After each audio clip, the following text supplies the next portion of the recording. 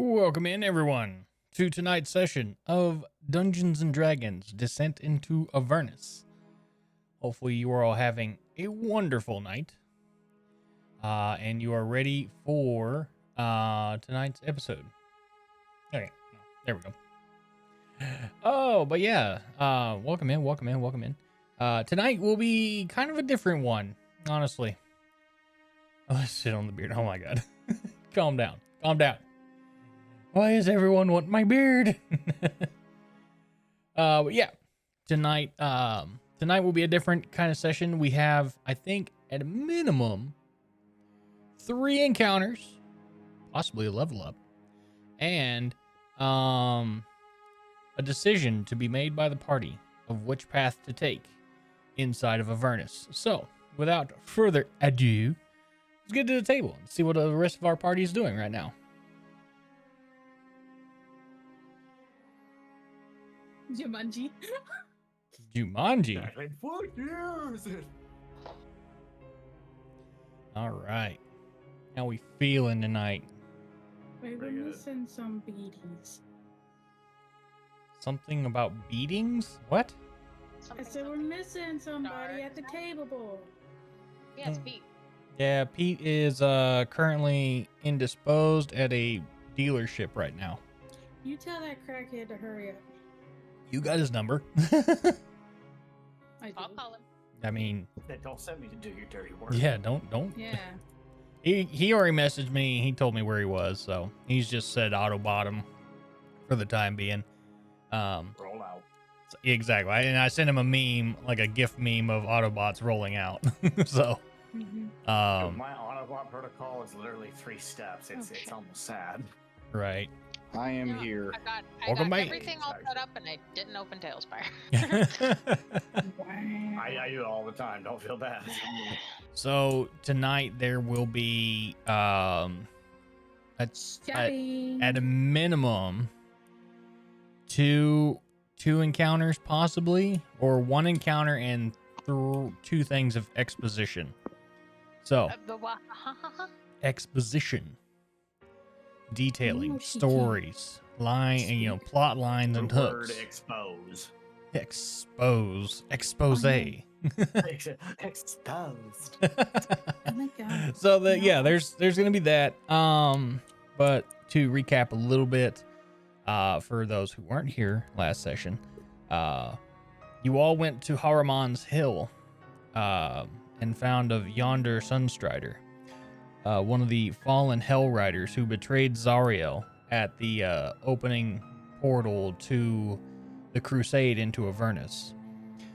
As he was placed upon a cross on this hill of an iron wrought tree cross to be feasted upon for pretty much all of eternity, he had been changed from that of a celestial to a vampire.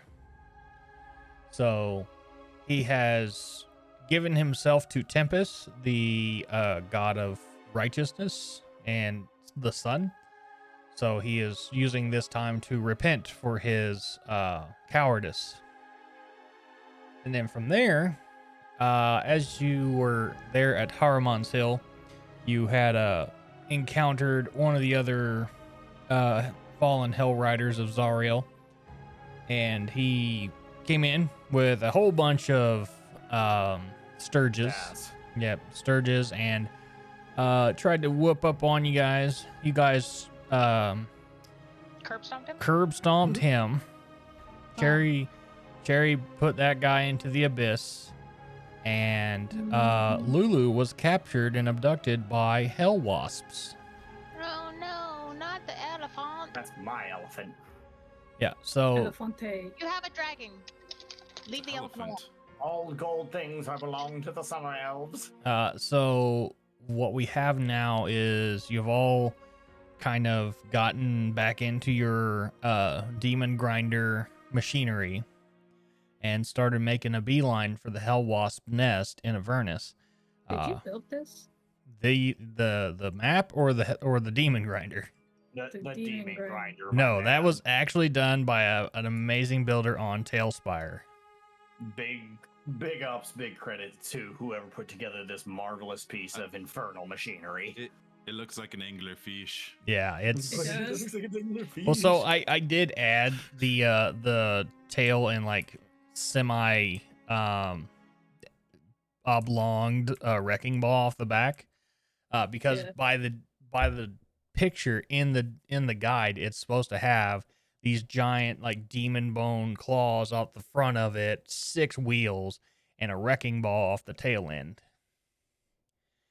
So Okay, so the little wrecking ball thing's a tail. Because if you look at it just right on the butt, it looks like an anglerfish with the two little. I torches on saw the what top. you saw too, and it does. It works 2 ways. It's beautiful. It's adorable. yeah, so Yep. Now I can't unsee that. exactly. You're welcome. You're all welcome. Man, I'm unsure what's happening to my spoofy, but that's fine. We will let Tailspire go. And I'm gonna test my dice.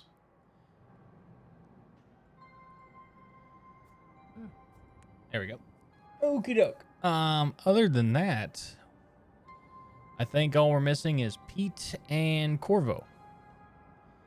So, and I know Corvo's probably going to be a little late because of classes and stuff like that. So he should be on the way momentarily.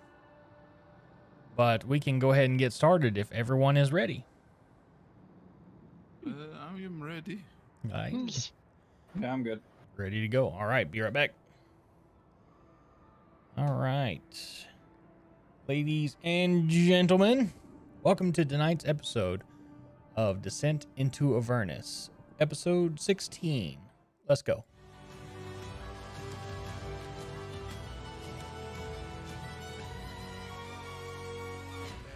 We're not waiting for a war.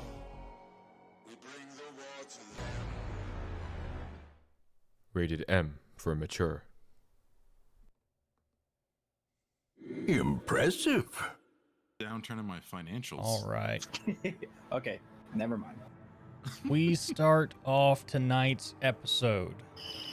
As you have left, You got raided. I see that, and just in the nick of time as we start the session off. Thank you so much for that raid there, Stuffy. Appreciate you. And Don coming in with the 2 points of damage to the party. I Now imagine. I'm here God damn it, twice. Non. That's fine. Well, you know. Beth is lurking. Thank you.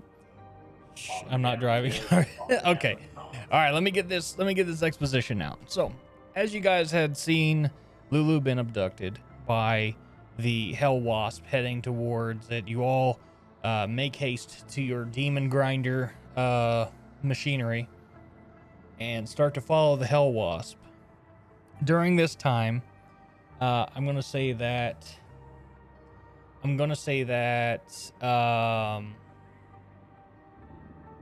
Corvo, since he has the knowledge of how to fix it, he's actually driving this thing, and everyone else is kind of like in the holding area. Wow. Stuffy coming in with a bless for the party for 4 turns. Nice. Thank you, Stuffy. Nice. Let me write this down. 1, 2, 3, 4. Gotcha. Thank you, Stuffy Buns. And You're then my favorite. a 1 Is thing of this a curse. Russian nesting doll? Because there's a smaller evil grinder inside of it. Right? Dude, launching bay, out the back, escape car. Come on. So as you guys are all in these machinery, a couple things happen here.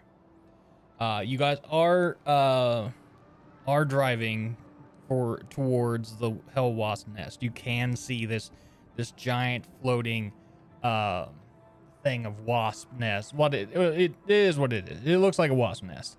But during this time, it seems like it's taking forever to traverse across Avernus with this land vehicle.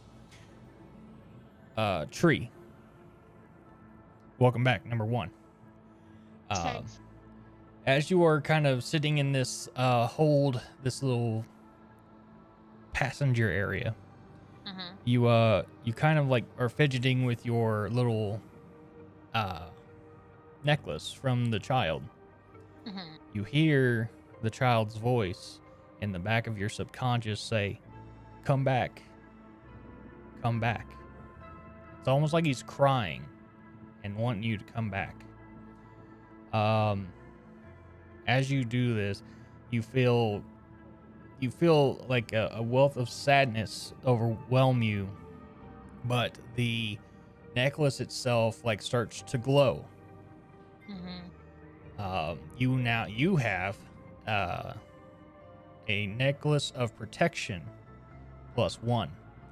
This adds +2 to your AC, or adds Okay. +1 to your AC. I'm sorry. So make sure you annotate that as you are, as we go on. Okay. Once when we keep going here, you guys are there anything else going on? Anyone else need any sort of explanation of what's been happening? No, Pretty straightforward. pretty tall. Okay. As we continue on, you guys get really close, and this is what you see. A gigantic sack of wet, papery material floats high above the surface of hell. Angelic figures with feathery wings stick to its surface like flies in amber. Their bodies struggling futilely underneath the layers of gunk. Iron chains at the bottom of the structure tether it to this hellish landscape. You as it says, you look up and you just see these angels just stuck to the side of this nest. Just whether they're like still trying to fly away, or if they've been there for a while and they've decomposed. It is quite honestly a horrid sight to behold. Macabre. Fascinating structure. I wonder It's what like that. happened if we cut the chains. Do you have the means to cut the chains? No, If no, we I'm got just a saying. chains, what if our friend is inside and it just Oh, floats up? I know, but just the sheer curiosity of how the structure's floating while chained down, and it just defies the laws of, like, gravity. Well, we can say it later. Right now, we need to find an entrance. Why don't we just make one? Looks thin enough. Alright, we could do that. But that might cause some undesirable effects. It might cause everything to swarm at once. This is also very true. You do happen to see a small little opening underneath it, from underneath the chains, and it will bring you inside of the of this structure. Also, make sure everyone can move their characters if they can. I mean, if they can't, let me know.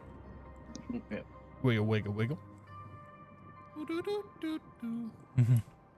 All right.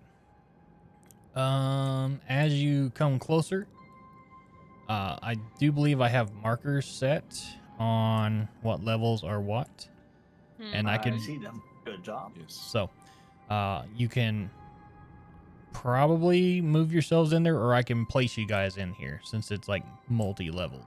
Is it the? It's control to raise your character. Yeah. Click and hold control. Oh. There you go. Fire's got it. It's a little rough, but this builder did amazing on building this hell wasp nest.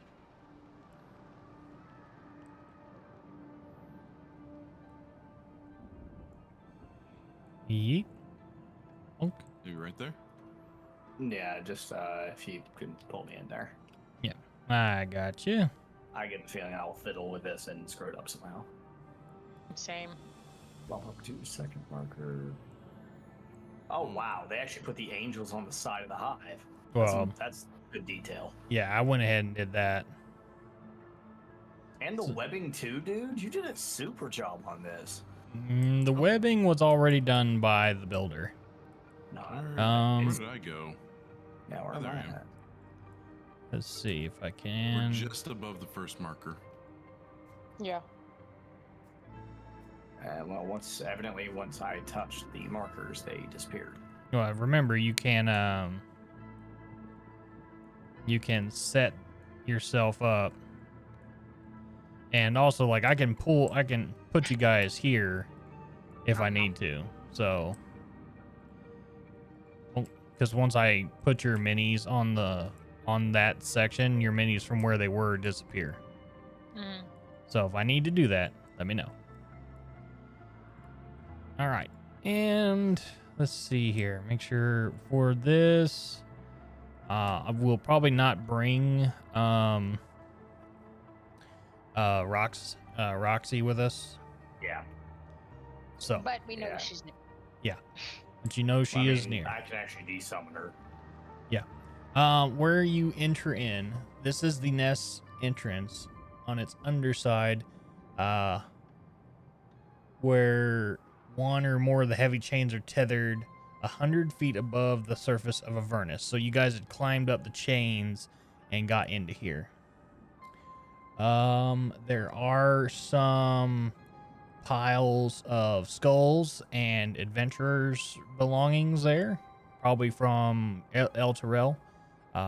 If anyone wants to give me a investigation check, that would be grand, so I can give I got you guys one some for stuff. ya. All right, Giant Slayer.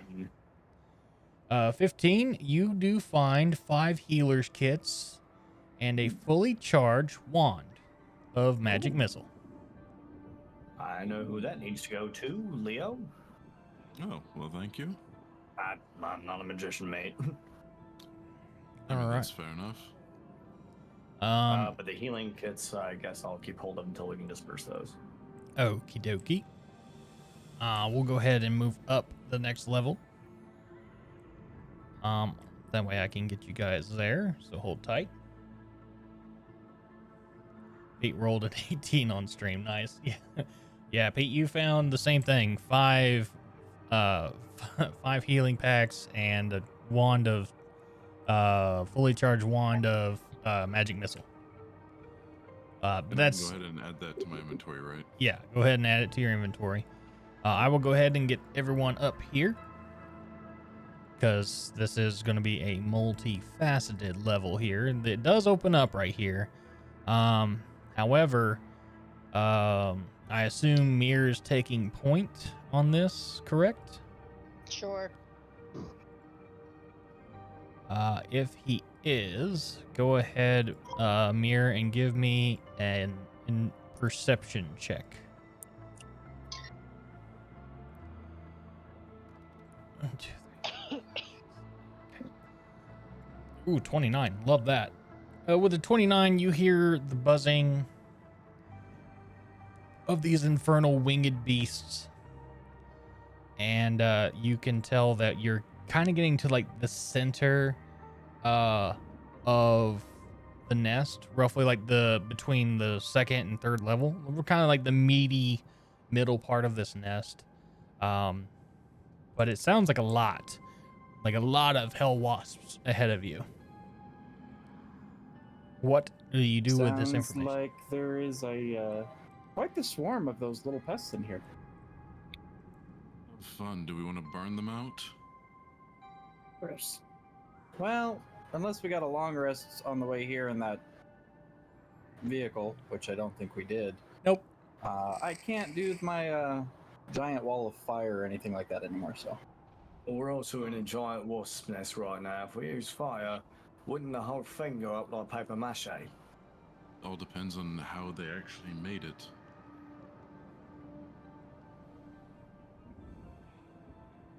Depending on the composition is depending on how flammable it is. I'm just saying it'd be a lot more comfortable using other elements than fire. Also, we're in hell. A lot of shit's fire resistant. Just make yourself a bug zapper. I mean, I've already got that, so I mean. Go zap them then. All right. Buzz buzz. That's was that force damage, thunder damage. How big is this? 15 foot. You know what? Do you guys really want to kick things off already? Full send. This is how we do it. Forward and into the abyss. All right, where's Leo? There he is. Where, Leo? Oh, okay. Yeah. It touches none of them. Well. You know what? Well, let's see. And where's the bigger one? He just ran in there. Mm-hmm. That's what I was thinking. It's like, oh, okay, we're just gonna balls to the wall this. Okay. He just Leroy Jenkins did. And I do have a bigger one. Where is it? That's what she said. Yeah, there we go.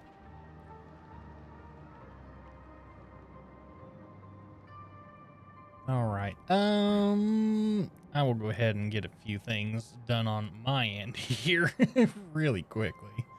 He's over there like, I see you have chosen death. Yes. Let's see.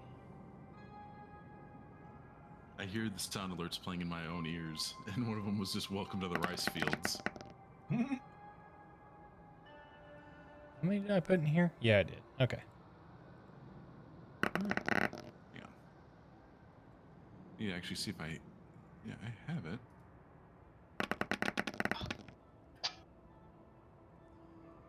I'm gonna roll me a Goblin Tuesday D20. Ooh, it's so pretty. I like it. Also, amazing stuff here done with DD Dice. Should find out when the voting is open for their nomination for an Emmy. Let's see. Okay. Oop, not that.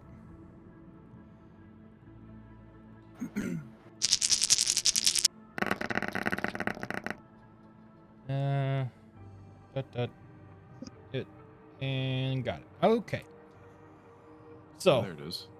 I found it. I had renamed it. found it, renamed it. Okay. So I like it. I What- bought it.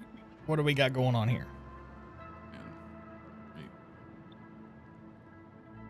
And it is Thunderclap. Okay. It's a cantrip. Let me. What is it?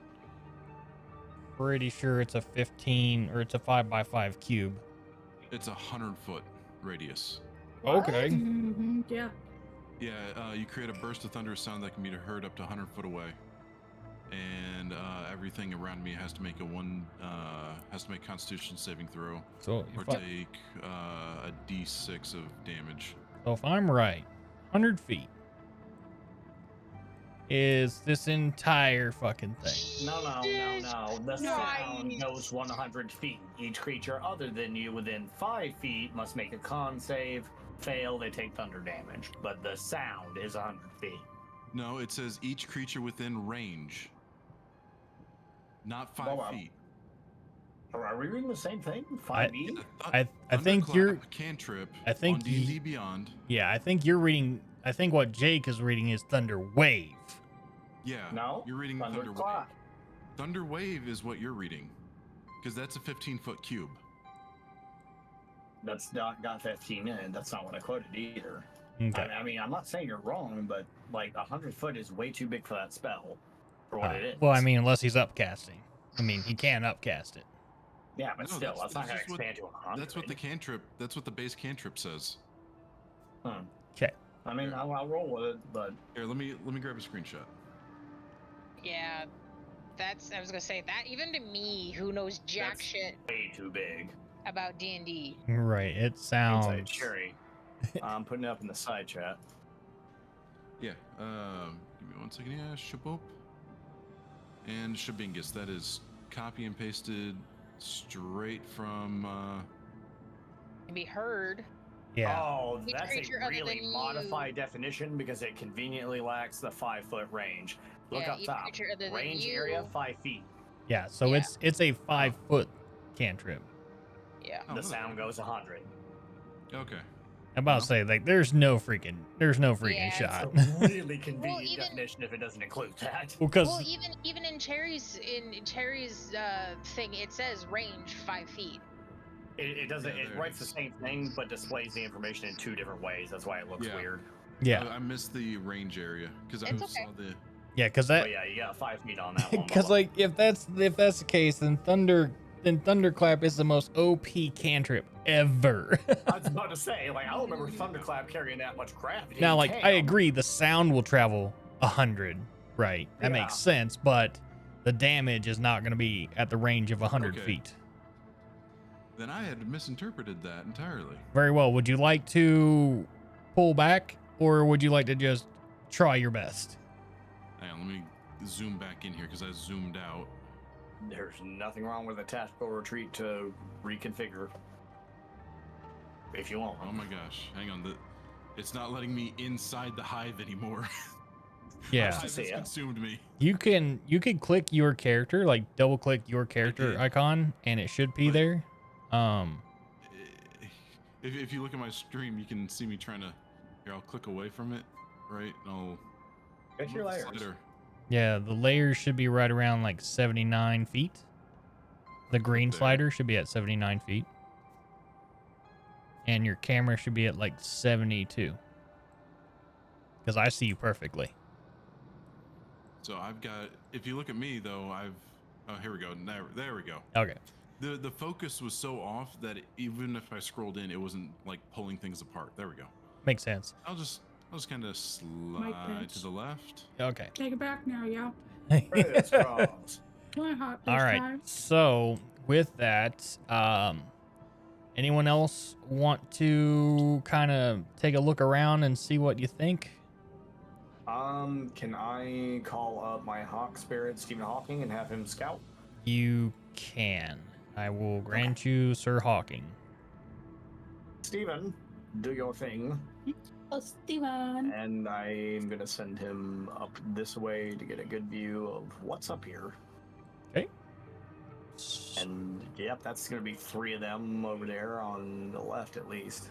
And I don't see any other in the chamber. Yep. So what you can see from your hawk's eyes is only 3 hell wasps right in the immediate vicinity. Did I go kill him already? Hell wolves over here to the left around the corner. Outside of that, I don't see anything else. The sound of the hell wasps is definitely louder than what you think 3 of them would be. Okay, since we're still not in combat yet, can I progress him further? You can, yes. Okay. Hooty-hoo. Let's see if we can. Okay, there's a chamber to the right. Alright, we've got some more over here in the chamber up to the right. Looks to be another squadron of about 3. Okay. Yep, another 3. And I'll allow you one more little quick fly before Sir Hawking has to come back. Give it about another 10 feet. Oh, that's another. Alright, we got more. 3 more in that next chamber. So, big chamber got 6. And in the small chamber up in front, got 3. And I'll pull Stephen Hawking back. All right. So, Ooh. a grand total of 9 hell wasps in this chamber. They have not You know- sensed you yet, but you're really close. You know, I've got basically an at-will spell, part of my Eldritch Invocation. I'm going to use Detect Magic to see if I can try and maybe pinpoint Lulu. Okay. Yeah, well, When I mean, you it's only... yeah, since Lulu is not of like magic, she's celestial. You kind of falls flat, but you can sense the presence, right, of something other than magic here. Okay. So, to the rest of the party, aside from Giant Slayer and Cherry, what do you guys want to do? I already know I'm what. going to kill him. I already know what autopilot Pete's gonna do. He's gonna be already hidden and sneak. Autopilot Pete. Yeah, I'm autopiloting him right now. So there we go.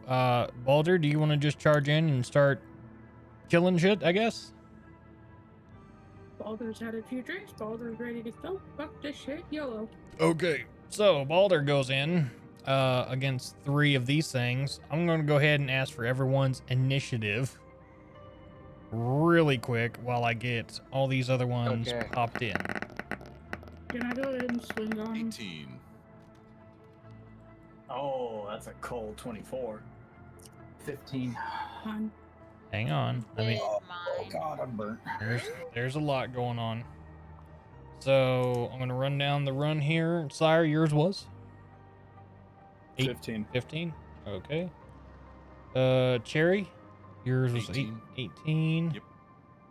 Yep. Will, if you're here and you want to roll your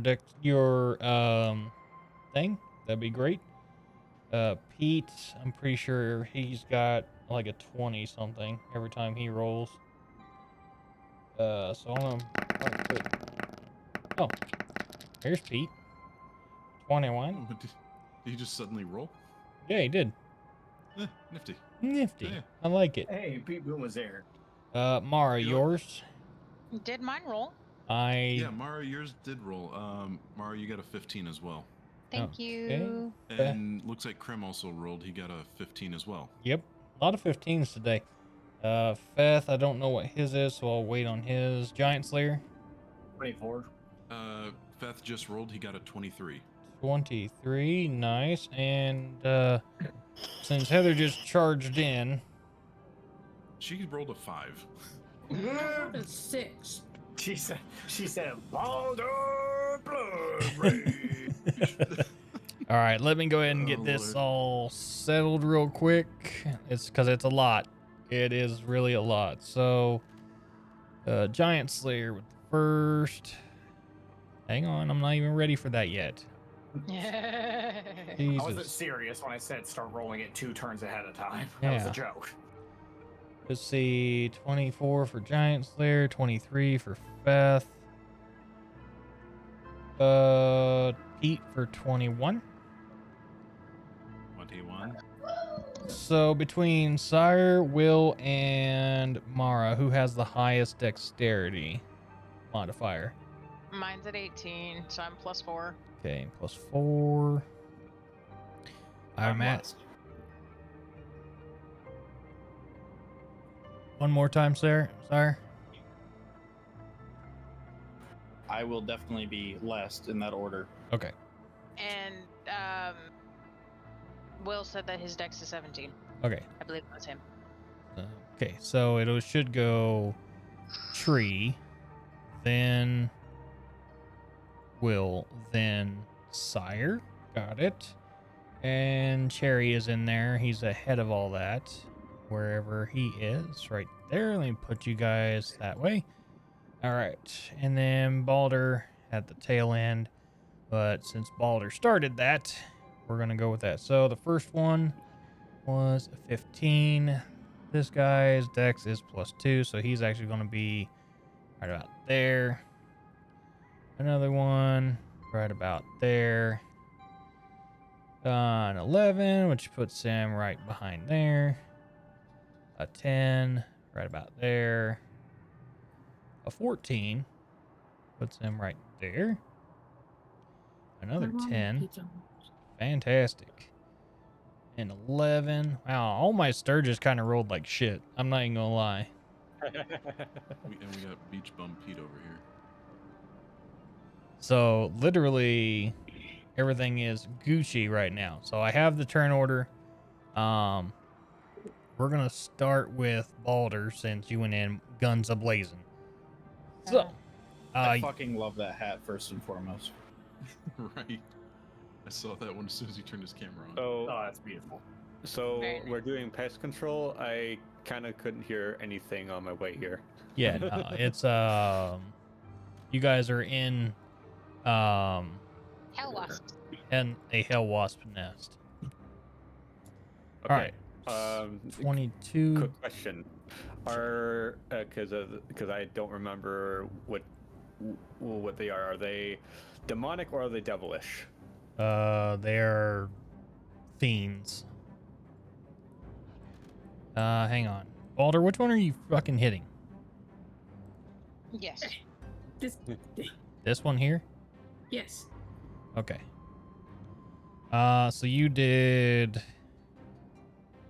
10 damage to the first one. so 10 damage. Okay. And then for my green flame, Okay. It would jump to the other two. Yeah. Damn, Wait, drunk is it- already? No. Wait a minute. Pressing X to doubt. Dun, dun, dun, That's what I dun. was looking You also have 4 rounds of advantage. Okay. Okay. So make sure you're rolling with And- advantage. Either way, You like can't a forget the necrotic damage. okay. So the For divine. the second one. Okay, so that was 9 and 7. That's 16 damage. I have a question. I have Since an answer. Roxy's not in here, we don't get the Correct. extra. She's not Okay. within 30 feet and did not witness it, so Yep. no bonus damage until I summon her here. Bring Big- out my animal. No. Yeah, I'm sorry. Yeah. I raised that thing from a hatchling. Let's see. It's okay. There we go. All right, good damage. Is that all you got? Let me see. Should be an easy yes. Yes. Yeah, but say it should be a yes. Yeah. Bale, it is your turn, sir. All right, back by popular demand, I'll go and use up my action to summon Roxy, and Essence type is still set as acid. I don't want fire acid, but if I could get her, that would be awesome. Schwiggity, my T-Rex is here. That's my action, bonus action. Don't believe I have one. Then it would bounce straight to Stephen Hawking's turn. Nope. Wait, yes. No. Purple. Nurple? I'm not sure it matters, DM. Who goes first? My summoned Hawk Spirit or Roxy? They kind of all fall under you, so it doesn't matter which one you choose. Okay, I'll have Roxy go first since she's a little bit more static. Roll up and get within range to where she can witness this. I don't want her in combat though, but that should be enough for bonus damage. And then I'll bounce to Stephen Hawking and send him in to mess up Senor Hellwasp. And let me see what his attack is. That's a maul attack for 1d8 plus 4. Wait. Roll to hit. Oh, yeah, I gotta do a d20 hit. 1d8 plus 4 plus spells level piercing damage. So, where is. Sorry, I'm usually not this slow. A nat 20. Nice. Max Okay. damage. I'll take it. So the damage on that is going to be 1d8 plus 4. There goes, but oh wow. Yeah, I would try to throw them off the nest. That's a 2, 6, and then spells level is second, so that's 8 piercing damage. 8 piercing damage. Copy that. And then he's still got movement, so I'll drag him back after that. Okay. And that's my turn for my team. All right. So since he did move out of attack range, he does get a chance to be hit. Nope. Oh no, he's a flying. Yeah, flying by doesn't. Provoke. That is right. Flying. You said 6 damage or 4? How much damage was that total? 8 damage, 8 piercing. Okay. Yes. Gotcha. Let me get that typed in here. Good stuff. And that's all of your turns. Yep, that's all me and my heathens. All right, Corvo, it is your turn, sir. Okay. Give me a second here. Let's see here. Okay, can you just move me to the nearest wasp? I can. And Are you gonna like try to backstab? Because that right there would be 17. That gives you a little bit more room to run, and you can kind of get up with Balder and these two, and just pick one, and you would still have like attack? surprise. Yeah, you still Yeah. would have sneak on them. okay. Yeah, just as long as I can engage a creature that's already engaged with someone else. Yes, this wasp to Balder's right or left has been engaged. So Okay. So I am going to use my rapier. okay. Uh, You do have Okay. advantage because of Stuffy Bun, so make sure that you use those. okay. Oh dang! If Jesus. only that was one higher. Yeah, 26. That does hit. All right. And come on, stupid. There we go. There's that, and then there is that. So 9, 14's 23 damage. Yep. Can he get Would be the 15 drink damage. essence bonus, And- or yep. does that not work on sneak? As long as I believe how yours goes, as long as Roxy is within laying of it and she's able to witness it, yes, it still goes off. Yeah, because then he's Is, witnessable when he pops out his stuff. Okay, let me. Because the sneak sure. attack, the sneak attack is only because the my opponent is either overwhelmed or doesn't is Gotcha. unable to pay attention to where I am. Correct. Okay, so that is now plus 1d6 acid damage for you, Corvo. Okay. I mean, I know it's piddly, but every little bit helps. 2 acid damage. Nice. Okay, this one is not looking healthy. Good to know.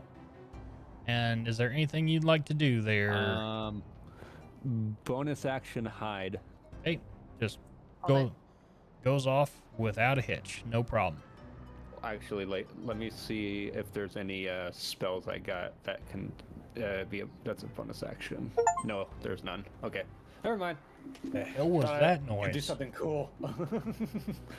I received a gift. What the fuck? Get damn it. Yeah, right. I heard that too. What the hell? Someone ping me on AOL. You got mail. You got mail. I haven't had mail since '97. Right. So if that's all your turn, we'll move over to Corey. It is your turn, sir. Oh well. Oh well. Where the fuck am You should be, yeah, there you are. I? Oh, wow. Okay. Okay. Okay. That was I feel good. Na-na-na-na-na-na. You know, stopping on the road again. Oh man, another Pete, I another went. Pete scream to add to the collection of screaming jar Pete. Where the hell am I? You're so, inside of a wasp nest, son. So There if I you, am. Okay, yeah. no, I had it tipped. I'm there, but on my screen I wasn't there. You Ah. look like you sell propane and propane accessories. I was. Joke's on I you, I knew do. it was coming. He's Oh, the I have- gas man. I have 35 feet of movement, so I can make it to where I wanted to make it. Yeah, exactly. Okay. I see exactly what he might try. Batman. He's Hey. about to move in silence like a real G. They can all die now. He's about to kill the ones lined up in a perfect line. Joke's on you. They don't have to be in a perfect line. I just get like, what's his name from Guardians of the Galaxy? The blue guy. Yeah, Yondu. Yeah, Yondu. That's Yondu. all I get is Yondu vibes right now. Me in the background. that doesn't talk. I'm Mary Poppins, y'all. Oh my Mary God, he popping was a heads great out here. character. Love He him. was the main character. He was. He saved that. All right, Pete, what you got? So we're gonna go with the arcane arrow addition. Uh-huh. So I can pierce into all 3 of them, Okay. Okay.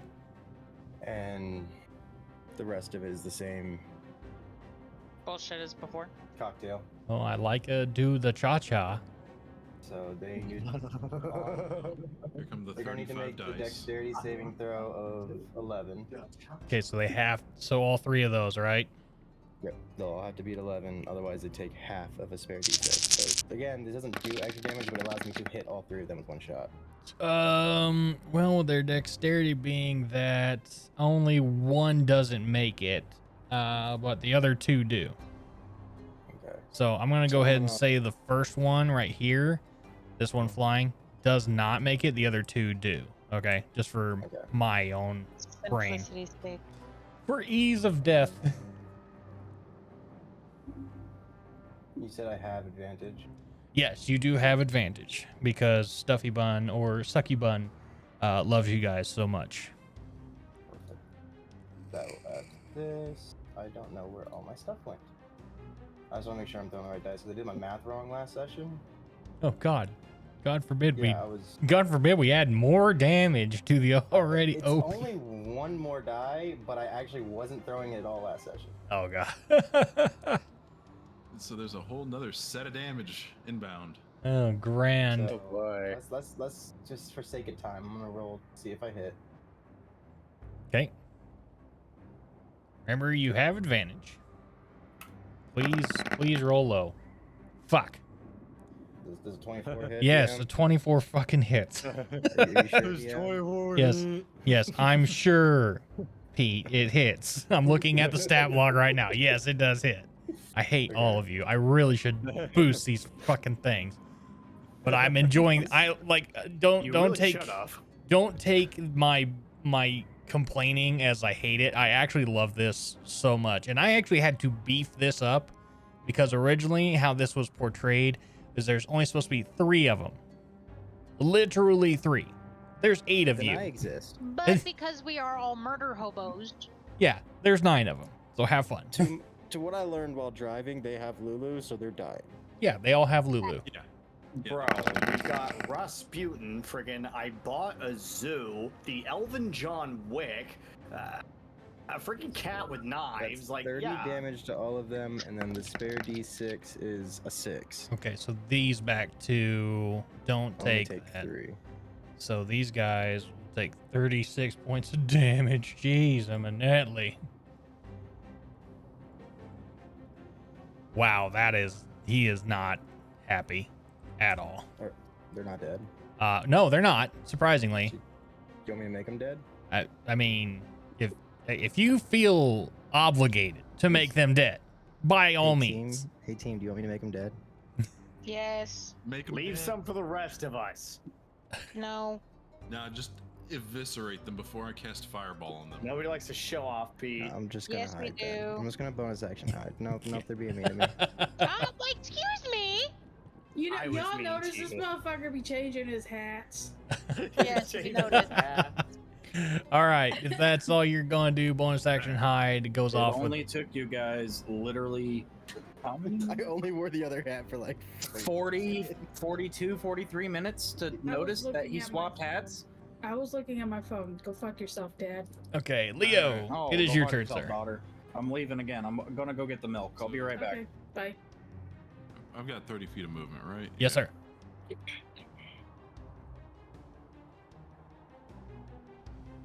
And then this,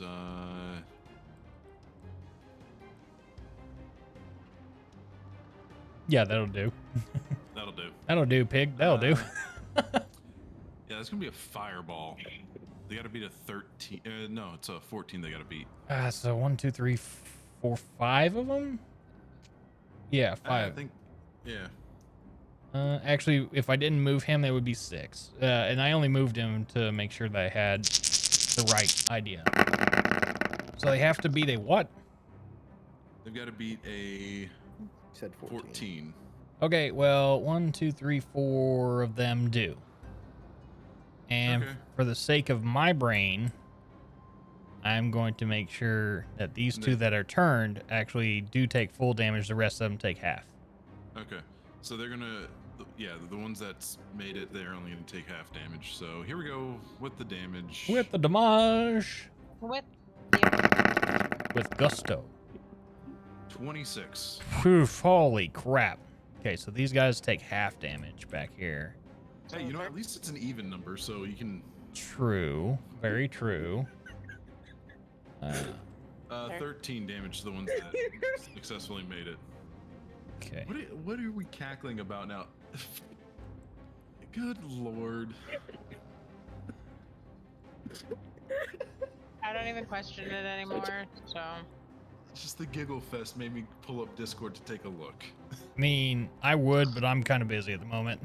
What? Mom's wearing a bright pink sombrero. Oh, yeah, the sombrero. It's Okay. my sombrero my dad got me from Tijuana.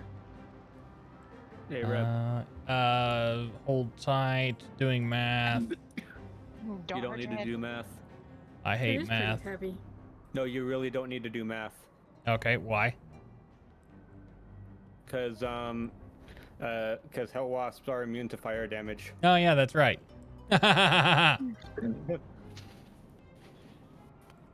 Suck you. Suck it, nerd. Who are you? Everything's yeah. fucking on fire then. Fine, fuck Yeah, it. so funny thing about that. Nothing's on Nothing's fire. on fire? Good. No, like, okay, they're immune to fire. Doesn't mean that the freaking nest isn't. Right, yeah, everything else is on fire. Told you. So, doot, let's see. What do we got? Fire everywhere. Yeah, so half of where this ball of fire just went up. Let me add some stuff. Actually, you know what? You know what? Fuck it. No. They're gonna fucking take this damage. Why? Because I'm gonna fucking use a sorcery spell slot because fuck you. And I'm gonna change the damage type to force damage. 26 force damage now. Ooh, Fuck it. shit. He said, "Fuck you."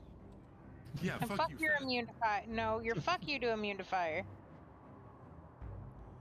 Hey, I'm a fellow DM. I have to point this stuff out. Okay, Yeah. but you shouldn't have because Rebel forgot.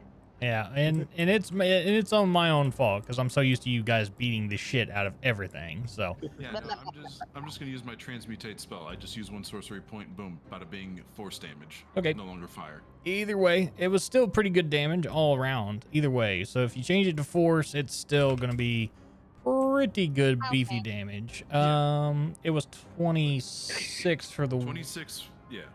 For the one, 13 for the other 4. Yeah. Yep. There we go. Oop. Clicky click. Mr. Exorcist over here wants to play semantics. I mean, he's not wrong though. He's not wrong, but you forgot. I know, but And we pay for our forgotten transgressions. yeah, it's also true. You're, this is you. This is your sins from last week coming back to bite you. What did you do, Cherry? I did nothing. You did. Let Okay. me rephrase, You- Cherry. There we go. What did you do? Good stuff. Good stuff. You know what you did. All right. I just took a Hell Rider. No big deal. I'm the Taken King. If that's all of your turn there, Cherry. You know, I'm gonna throw up my tentacle over by Balder.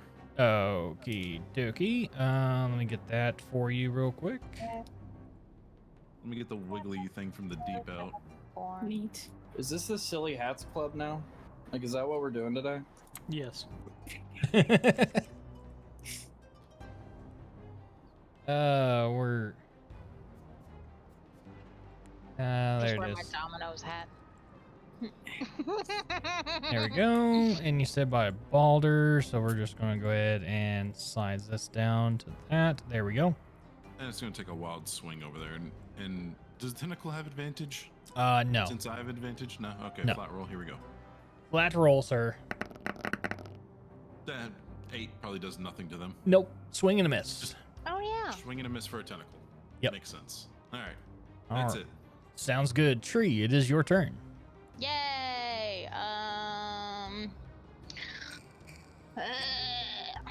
Where am I? I is here. Alright, he wins with the onesie. Yeep. You know what? I can beat that. This that guy. This dude right here in front of me. Okay. I'm going to go for dual daggers. All right. With advantage, roll to hit. There's one. There's the other. I can't see any of my rolls, so. Portfolio. Yeah, that didn't go through. All right, hold on. Yeah, if you have to, you can use the dice roller here. Just add +9 to your roll on your dice in Tailspire. Okay, I'll do. Don't remember how to use that. Yeah. But roll 2, 1 for each. Yep. Meh. So that would be 9 + 9. That's 18. 18 does miss for the first 18 dagger. misses, and then +8 for the other one, so it'd be 14. Yeah. Both miss? Still miss. Okay. Bonus action. I has no bonus action. All right. Anything else? So actually I Fuck you guys, I win. I guess I will use my bonus action to hide. Okay, bonus action hide. Got it. Sounds good. Goes off without a hitch. On to Sanctoro. Welcome back, sir. Welcome back Yes, to sir. literally welcome back to hell. Honestly, literally hell. There are 9 total there are 9 total hell wasps here. You have 30 feet of movement speed, and you can move and shoot as you see fit. Okay, I'm going to target. I'm gonna run up and Like right here. yeah, and then shoot that guy right here. All right, go ahead and roll to hit. You have advantage. My Tailspire just crashed. Oh no! Oh no! You still have your D&D Beyond up, right? Yeah, I do. I'll roll my damage. And Yeah, stuff. you can. Just roll. It should have advantage on it, so just go ahead and roll to shoot. Because I imagine you're using your crossbow. Nice, nice, nice. It did come through That's an 11. as an 11. 11 does miss. I think because you're a ranger, correct, or a fighter? I'm a ranger. Yeah, ranger. So you should have 2 attacks at plus level 5. So I believe you have 2 attacks. Either way, take it as a blessing. Go ahead and roll to shoot again as you get Tailspire up and running. And LOL Gamers with the gifted subs to Giant Slayer and Sinister Smile. Thank you, sir. So roll another d20 because that's a 7. And you still have advantage on this, so. Okay. Yes, sir. Come on now. You can do this, man. Come on, hit him. They're literally asking to be hit. Okay, with a 19, that's going to hit. So go ahead and roll your damage for your second shot.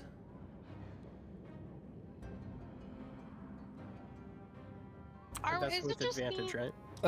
That's just damage. Because you're 19 plus whatever. Because it's like that. Yeah. So, see a 4. So 4 plus your Dex modifier, which is a 3. Yeah. So 7 damage. Not bad. Respectable damage. Piercing. How the fuck did I wear this? Wow, he's actually really low. Good stuff. Almost on death's door. And I assume you're just gonna ready another bolt and stand by, correct? Correct. Correct. All right, next up is the Sturge in front of Balder. My turn. My turn. This one's gonna go for a multi-attack. Murder daddy. Oh boy. One with its stinger and one with its sword talons. All right, so it's gonna be It's what? sword talons. First attack is going to be 19 plus 7. Which is 19, 20, 21, 22, 23, 24, 25 to 6. 26 to hit. I think it hits. I think it does too. Yeah, just a little bit. For that it is 1d8 because I don't know why I don't know why that's being weird. So that's gonna be 7. Let's see, 14 damage or fire damage, and I need you to make a Constitution saving throw, please, while I refresh Okay, DD hold on. dice.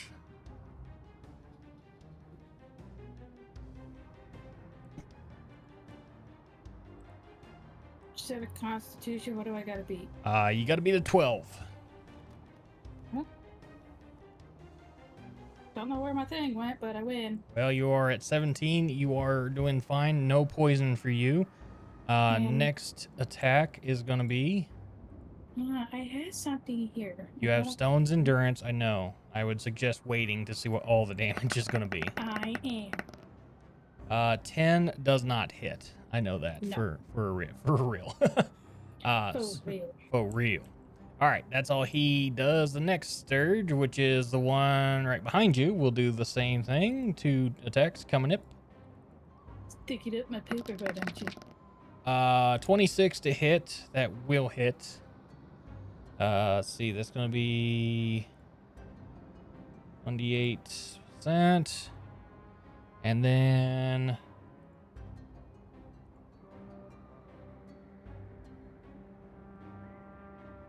all together,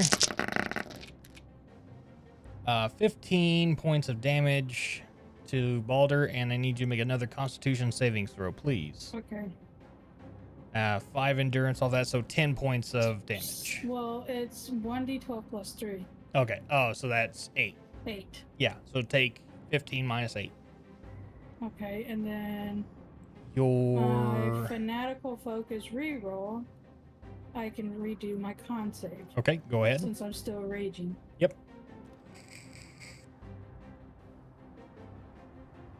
Good on the con save. You are not poisoned. Awesome.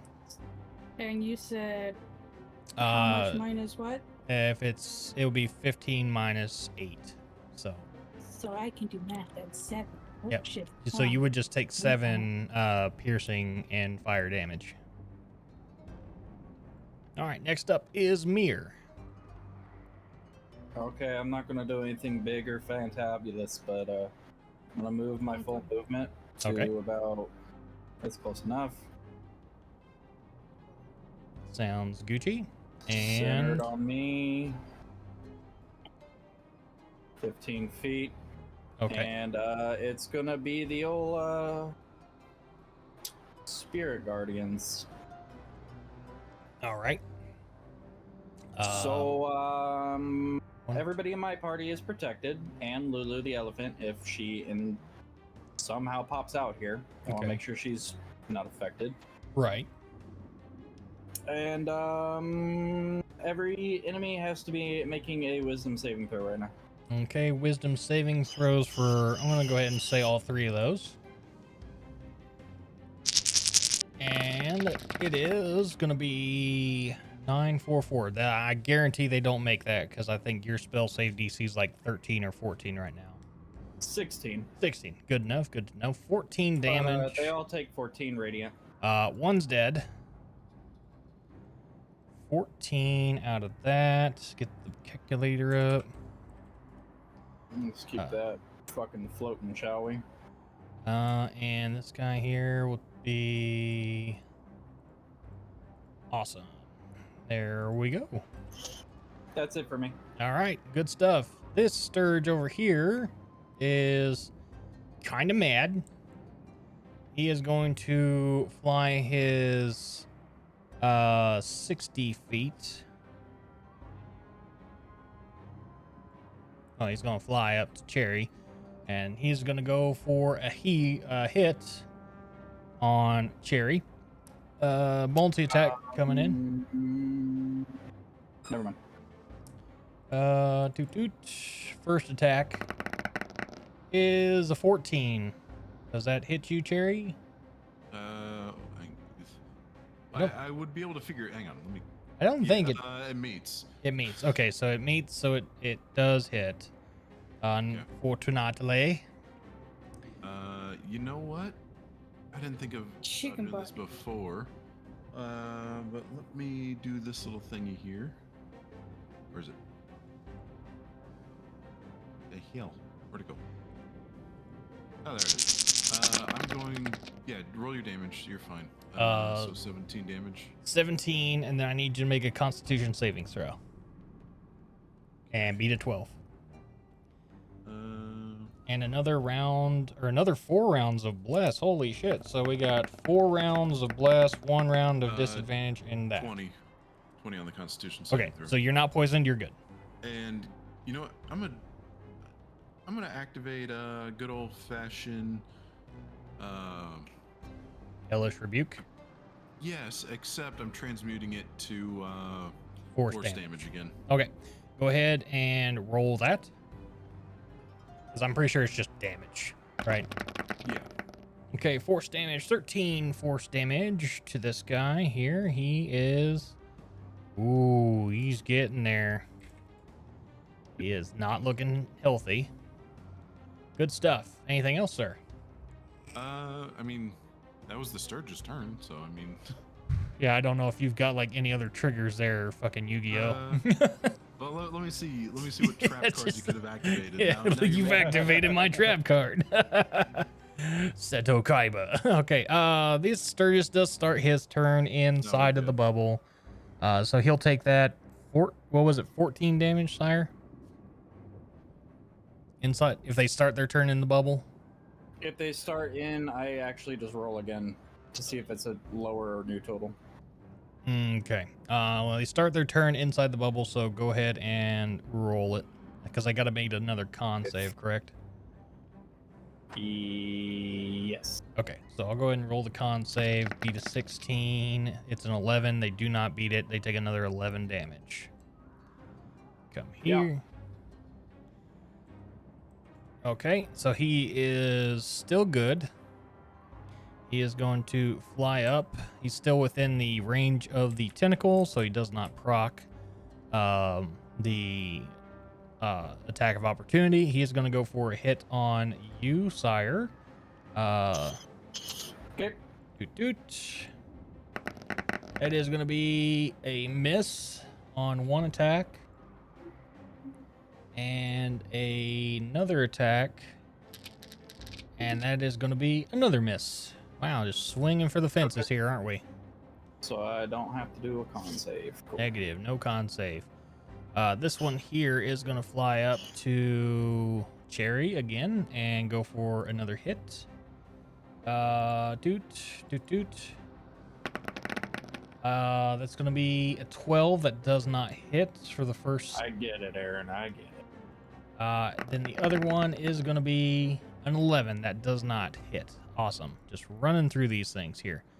This Sturge is Sturge. It's actually Hell Wasp. Their Sturge is on my thing here. So he's going to fly up and go here. Yeah, Aaron, you got a dino too? It's all random what you start out with. Let's see here. I'm going to just go ahead and flip a coin. Or do a dice roll here. 1. Okay, so we're gonna go for this Hell Wasp is gonna go for an attack on Roxy. First one is a 13. Giant Slayer, do you have Roxy's armor class? Did that Hell Wasp take its damage from the Spirit Guardians? Not yet. It will though. I'll go with the 11. That was the most recent one. Hold on. Sorry, I have my mic off and my tails bar just dropped. It is. The class is 17. Okay. So they did make their con save. So half of 11 is 4. Okay.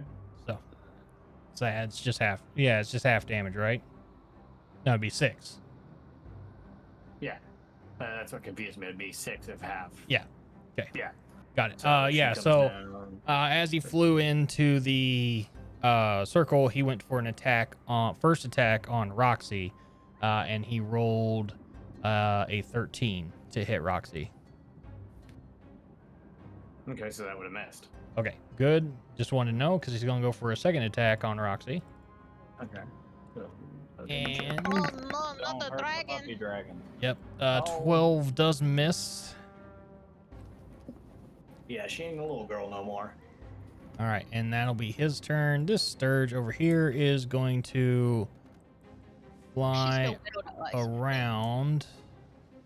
Doesn't notice Pete because Pete's hiding.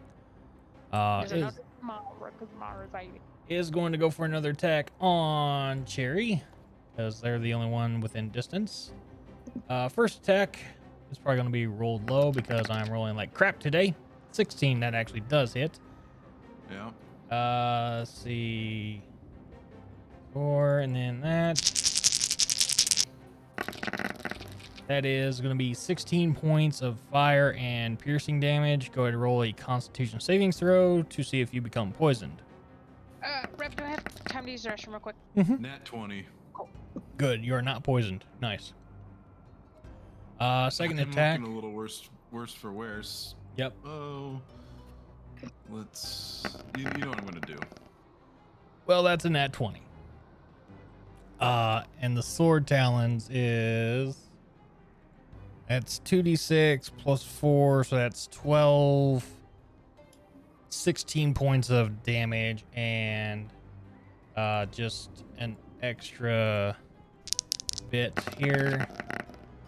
It's 10, so that's 26 points of damage. Yeah, so I'm gonna have to activate Strength of the Grave. Okay. No. Which I am down to 1 hit point. Okay, so you are on down to 1 hit point, but you are not down. Basically, when I'm reduced to 0, yeah, let me see here.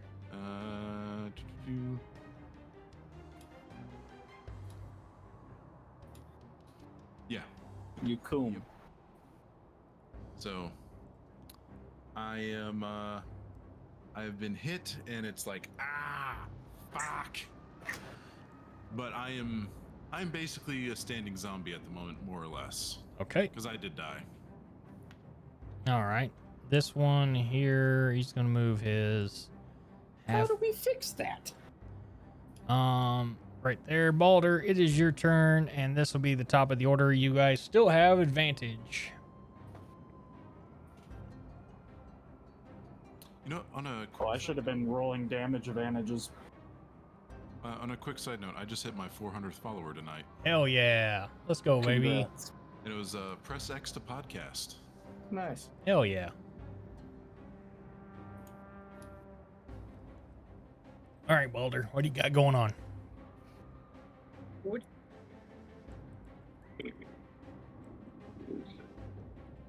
This one here is not looking too healthy. Which one? The one in front of you. Oh, that's cute. That's cute. I just broke my dice. Now try throwing it outside of that. A 13, and you have advantage. So go ahead and roll your other d20.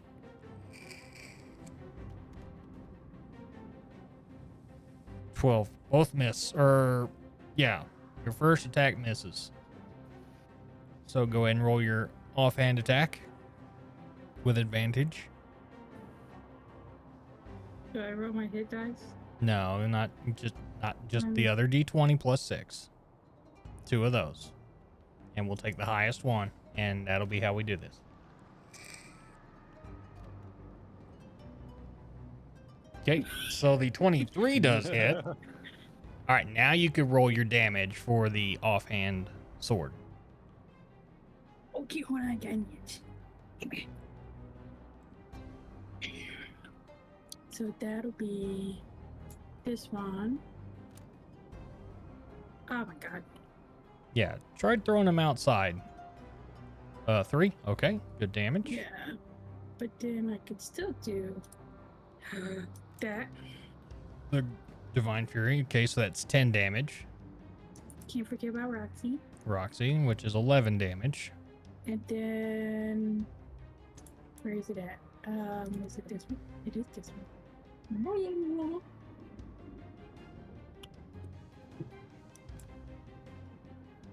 And the green flame goes to a different being. I assume you're gonna hit the one closest to Mir. Yeah, that one. Okay. So that's 7 points damage. Good to go. All right. Anything else you'd like to do? No, but Request remember, dice clear. Yeah. There we go. takes necrotic damage. Oh, Yes. shit. Yes. They do take necrotic damage. So, not to worry about that. All right. Disregard that. Yeah, you're good. Bale, it is your turn, sir. Alrighty, let's get down to business to defeat the Huns. Yeah. See, You- we're gonna go for a good old classic rifle shot on the what are these things called? Sturges. Well, Yeah, they're hell wasps, but yeah. Yeah, Hell Wasp. Yeah, near Sanctoro, the one between him and Roxy. Okay, gotcha. Right there. And I'm gonna pop that. Remember, you have advantage. Okay, we might need it because that was 13. Let's see. 18. Does that do? An 18 does not hit. Oh wow, really? Yes. Shit. Okay. Yeah. Well, I mean, now I can attack twice. So I guess I'll try it again. Try it again.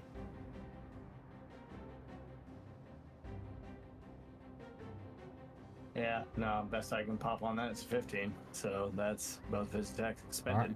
Two bullets ring out and both miss wildly.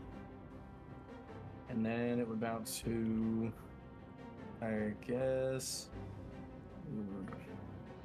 Yeah, I'll have Roxy turn around and try to bite the crap out of it. Okay. And I have to see what that damage is. Well, let's see if it hits first, then we can worry about the damage. Alright, let's give a d20 and get some open space. 19 does hit. Ooh, okay, that's a high bar, but it'll work. That's going to be 1d6 plus 3 piercing plus another d6 of acid. Go ahead. So we'll just say 2d6 plus 3. Yep. Okay. And nope, get some space. There. 5 points of damage. For plus 3 would be 8. 8 damage. Got it. That should be her, and then I'll have Stephen Hawking fly like an eagle to the scene and do his attack attempt. Okay. Keeps on snipping. Thank you. That's not gonna do it. Negative, sir. All right, Stephen, just roll your way on back here, Holmes. All right. And that's my turn. Sounds good. Corvo, it is your turn, sir. All right. So, stabby stab. Mm-hmm. Stabbity stab. Got it. I speak of the lingo. Slap of the bass.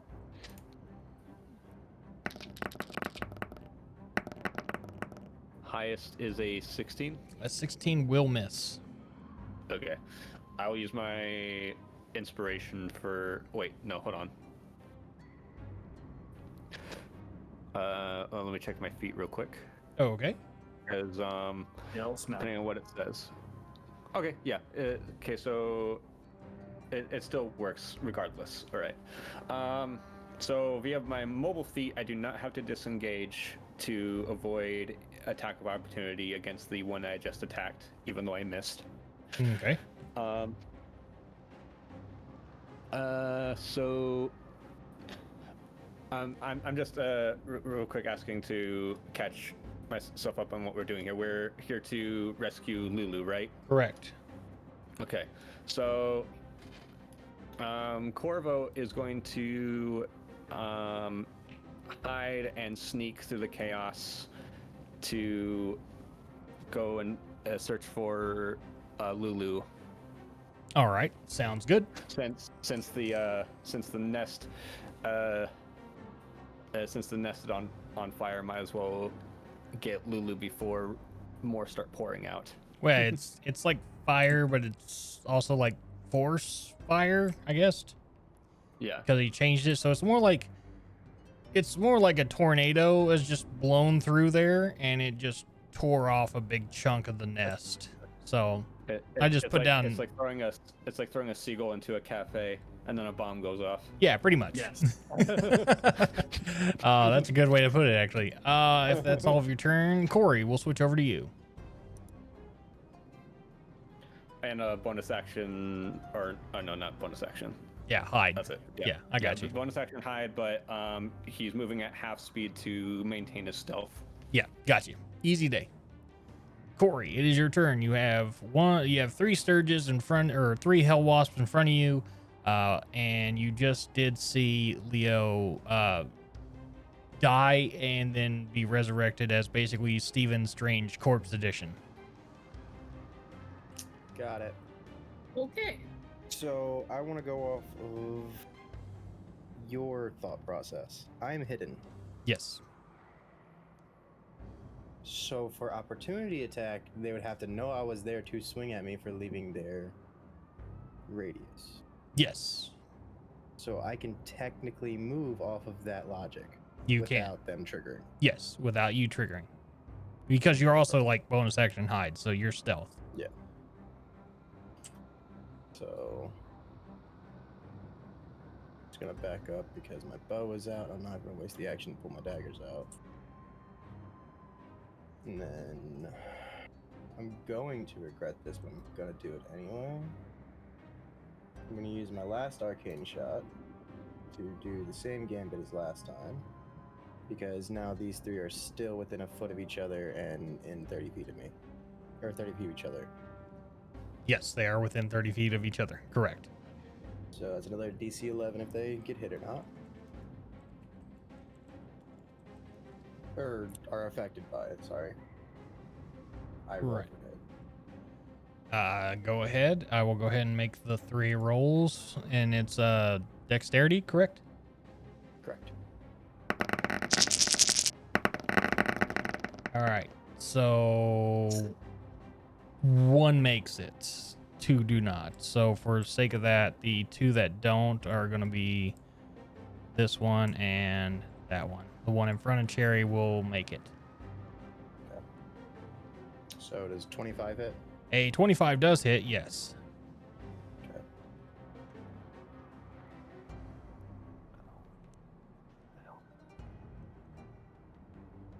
So do the same way we did last time. We'll roll the d6 by itself. Okay, so 29 damage. Good lord, sir.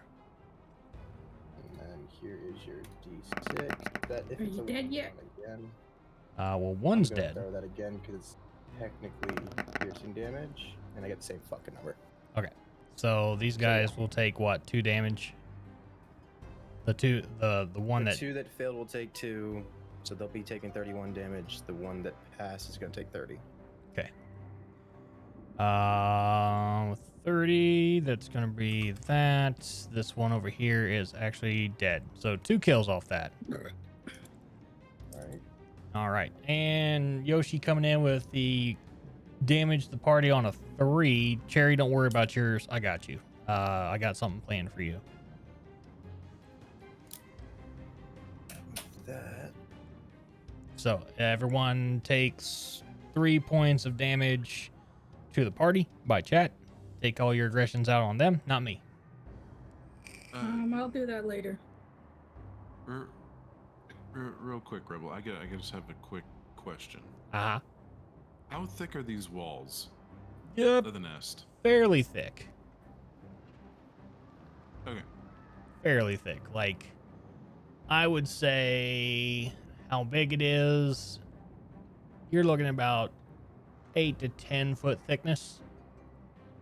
Damn, are you down with the thickness? Down with the thickness. But yeah, I'd say about 8 to 10 foot walls. Okay. So Alright, yeah, hop on. there you go. And that's all of your turn there, Corey. I'm just going to bonus action hide.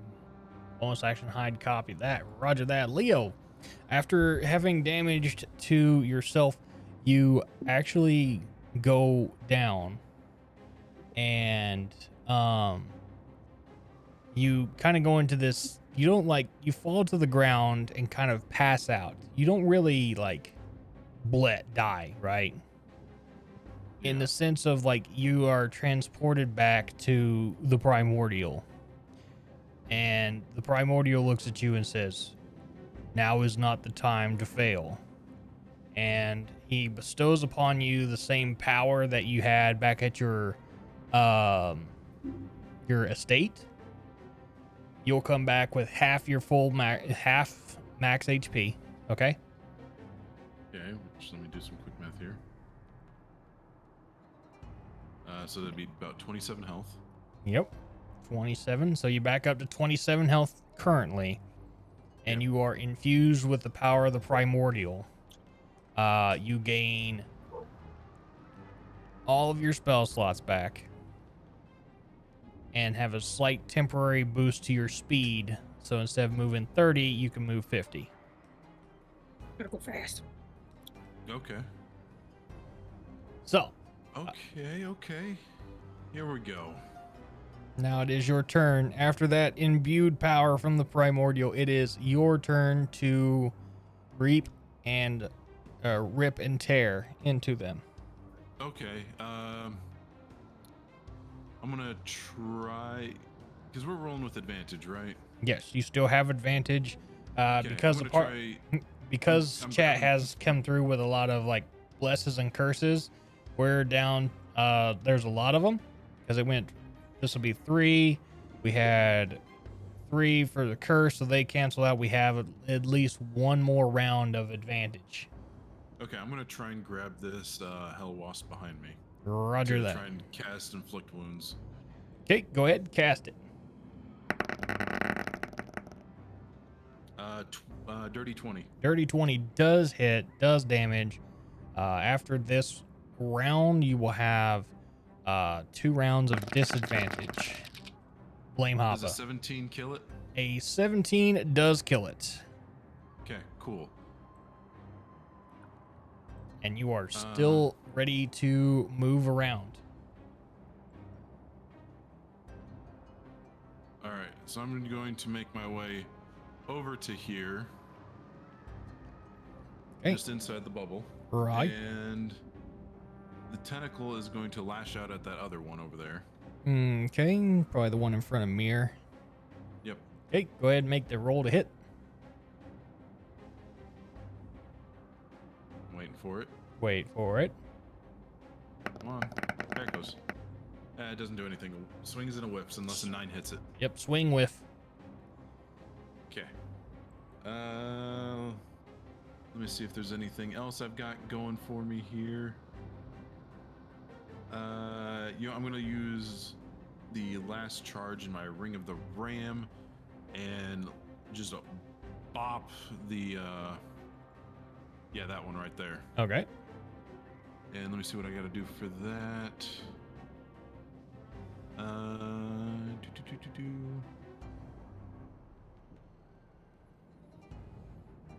So I'm trying to read the damage part of it here. How to roll for it. Give me 1 second. He has 3 charges. Attack roll with +7, so it's just a d20 +7. All right, there you go. Oh, whoops, hang on. No. Oh my gosh, Tailspire, stop. There we go. Huzzah.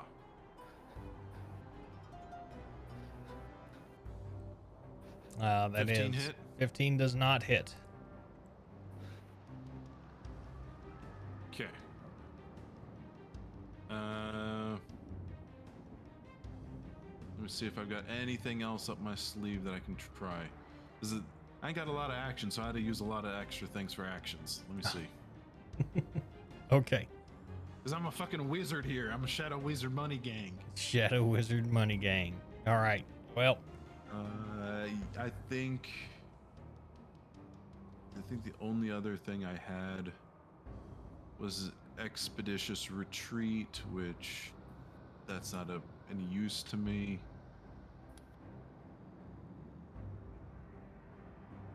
Unless you let me cast magic missile out of the wand. I mean, you'd have to ready a wand since you're not like brandishing it. So I'd say that's more for next turn. Oh, I already equipped it when I was. Oh, you did? Okay, yeah. Then that's just casting a spell or using a charge. Bippity boppity, get the fuck off my property. Yeah, bippity hoppity, get the fuck off my property. And that would just. So how many sturges are left, or how many wasps? Just 2 or 3. I'm sorry, 3. 3. All right, then I'm gonna cast 3 magic missiles. 3 magic missiles. Each one does hit. No. They will. They will all hit. What level are you casting that at? Because if it's just the rod casts the spell once, the spell fires 3 missiles from it. okay, so each one's like a So you D4. You get 3 casts of the natural spell. Yeah. So saying you're casting 3, you gotta specify you're not using all charges, otherwise you gotta roll out to break it. Yeah, just one roll, 1 missile. Yeah. I'm using 3 charges to cast 3 separate missiles. Oh, so you're rolling to break it. That would be 9. No, it's got 7 charges. Oh, okay, 7 charge. Okay, good. So you're just burning 3 of them. Got it. Yeah, I'm burning 3 charges. Roger that. Go ahead. I just searched the one up in D&D Beyond. All right. Since it was a wand of magic missile, right? Yeah, that's it. Yeah. So I'm just burning up 3 charges. All right, so go ahead and roll 3d4. So you have one of them. And then add 1 to each. Yep. 1. So That's there's 2 damage. Hang on. 2, 3. And another 2. Another 3. Okay, so that is that. There we go. That is that. And the other one is. So basically a 2, 3, and a 3. Got it. Good damage. All right. If that is all your turn, we'll move on into Tree. Tree, you have 3 flying hell wasps left on this level. Okay.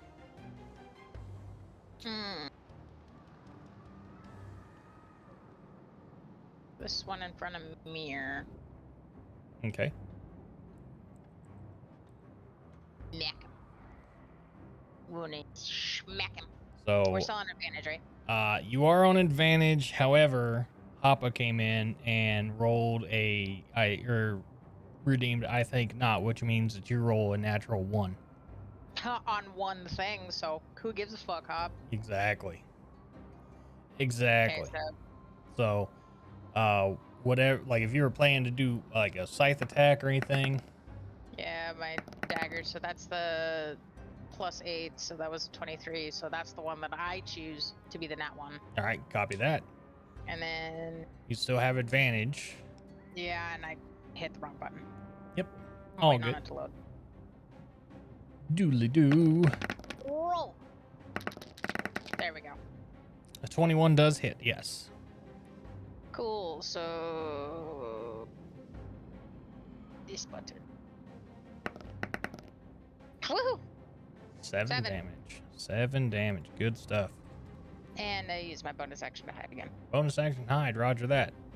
All right. Good damage. Santoro, it's your turn. You have a Sturge right in front of you and 2 in the distance. If you decide to attack, go for it.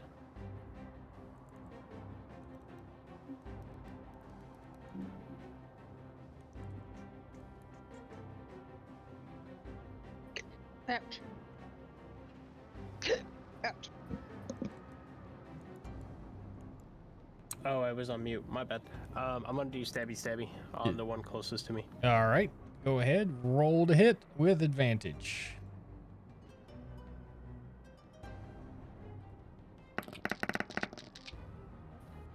A 20 will hit. Go ahead and roll that beautiful damage.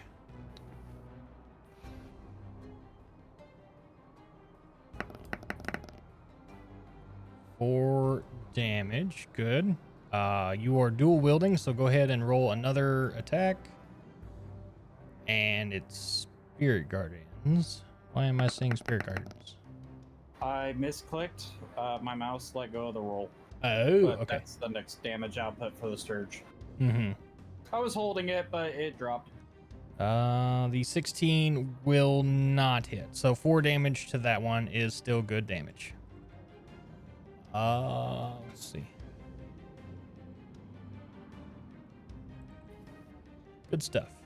All right. This one over here will start his turn inside the bubble. He will make a con save. It's not a con save. Oh, whatever it is, he didn't make it, so he'll take full damage. It's a wisdom save.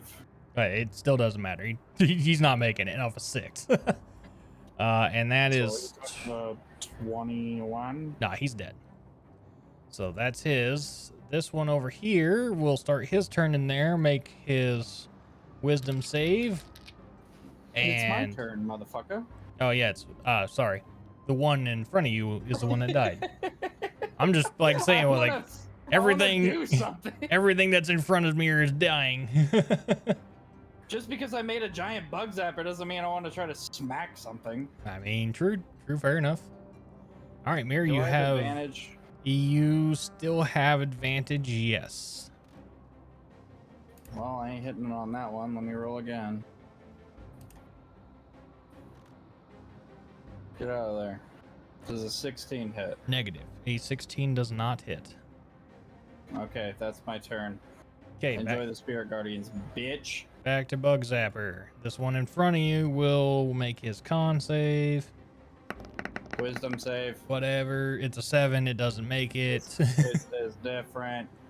That's full damage, so that's dead. This one over here. Yeah, I'm not gonna roll again. We'll make his save. A 17. Okay, respectable. Respectable. So he'll take half of that, which was 21. Half of that would be... I can't math. Fuck. 10 damage, I think. Yeah, 10. It's like 10, 11, something like that. So we'll take 10. So he's not too healthy. He will go for an attack. He'll turn and make an attack on Sanctoro with his reach. That's going to be a 14 to hit Sanctoro. Does that hit your AC or meet your AC or not hit at all there, Sanctoro?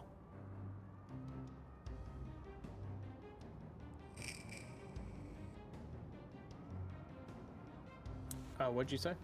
Does a 14 hit you? Correct, it does. Okay, so 14 does hit. Awesome. So this is going to be fun. One of those. You will take 13 points of piercing and fire damage. I need you to roll a Constitution saving throw to see if you are poisoned. And beat a 12.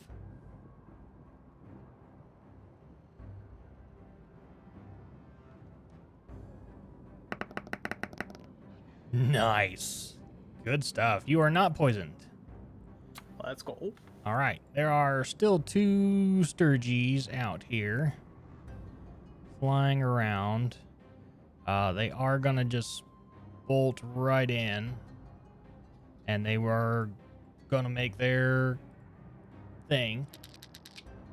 10, so he's going to take 21 points of damage. Let's see.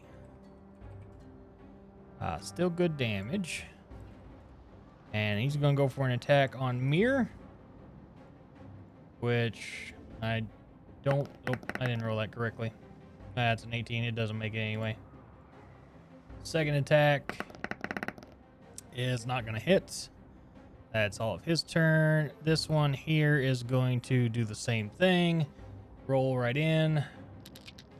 Is he gonna roll his wisdom save? He's rolling his wisdom. He made a 14, so he takes that damage. You suck, dumbass bird. Fucking bug bird. Fucking Fucking leech. 21. Which is going to be that. So he's not very smart, but that's okay. They're stupid bugs. Roll to hit for the first attack is going to be a 15, which I know doesn't hit. And the second attack will be an 18, which I know doesn't hit. Right? I'm getting close. I don't think I'm there. Who you hit? Mir. Oh. So I don't think an 18 hits. I'm close, but I don't. Yeah, no, I don't think it hits either. All right, we are done with. Not even close. Okay. But yeah, no, it does not hit.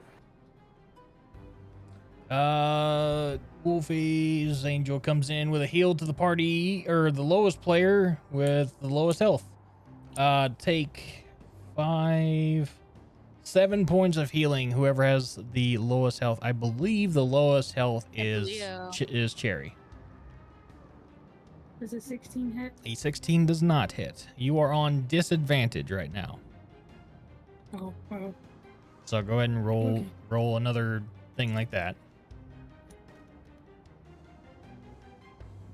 Yeah, so 12 wouldn't hit.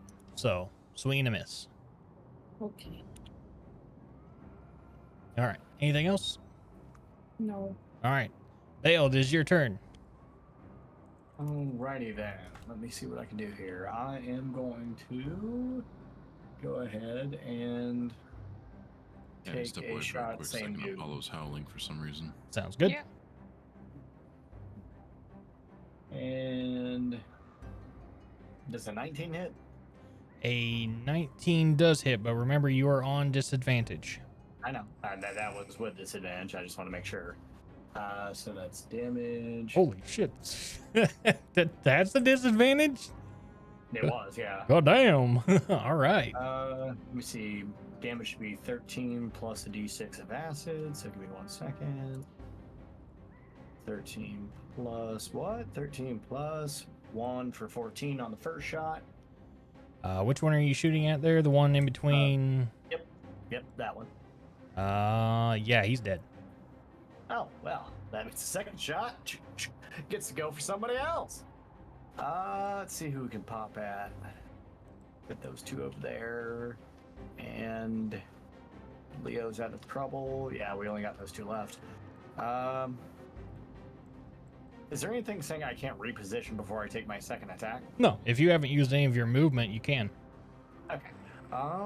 Yeah, let me go and do that then. Let me book it over here. Yeah, that should work. And I'll pop my second shot at the one on the left, nearest the tentacle. Oh, okay. Yep, the one right in front of Baldur. And yep. Banjo set roll. Oh, you gotta be kidding. Oh, well. Rev, how does a nat 20 work on disadvantage? Does that count at all? No, it doesn't. Okay, I didn't think so. 13, and I know that doesn't hit. All right.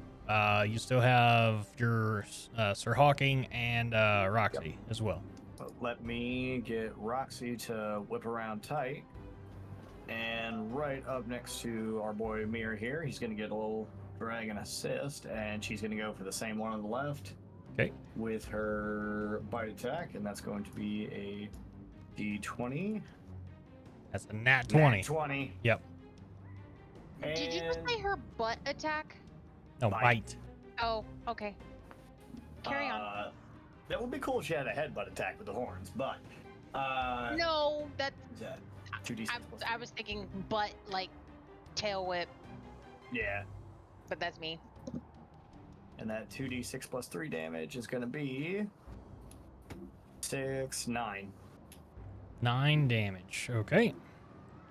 And then we're going to call in Sir Stephen Hawking, and he's going to mess up the same one on the left for his maul attack, which I got to start memorizing what the hell that damage is. 1d8 plus 4 plus 2. So 5 plus 4 plus 2 is 11. Well, that's dead. And he will beat Feathers on out of there, and that's me and my heathens. All right, Corvo, it is your turn, sir. All right. The reason why I have that line there is because that's the end of that line is the position I was actually meant to move my piece over last turn. Okay. I can't seem to grab my character for some reason. Make sure you're tapped to the right window. There you go. I saw you, Wheel. That's me grabbing them. Oh. Chat comes in with another 6 points of damage to the party. Chat can go fuck themselves. Love it. Maybe I need to Wait, how much damage? log out. 6. 6. Oh, okay. Yeah. I'm gonna log out and log back in. Okay. I can move you, so you wanted to move to that line and just keep moving as well. At half your speed. Move 40 feet to because that's excuse me. Move 60 feet because that's my action dash, bonus action dash, but they're at half speed because I'm still trying to maintain my stealth. Okay, so that puts you about right here to the next area. Basically, I'm going to try to climb the wall up to the next floor. Okie doke. Will do. Sounds good. That'll be all of your turn. Corey, it's your turn. One is left on the field.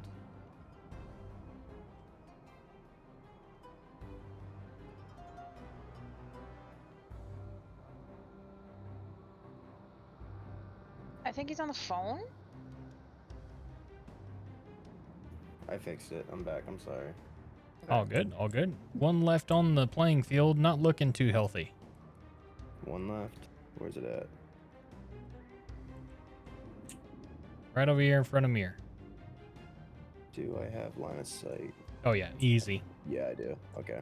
Because I'm up higher anyway. Alright, let's just do our, cocktail. So we're going to roll to hit. Yes, sir. Disadvantage. So natural roll, because I have advantage. Yep.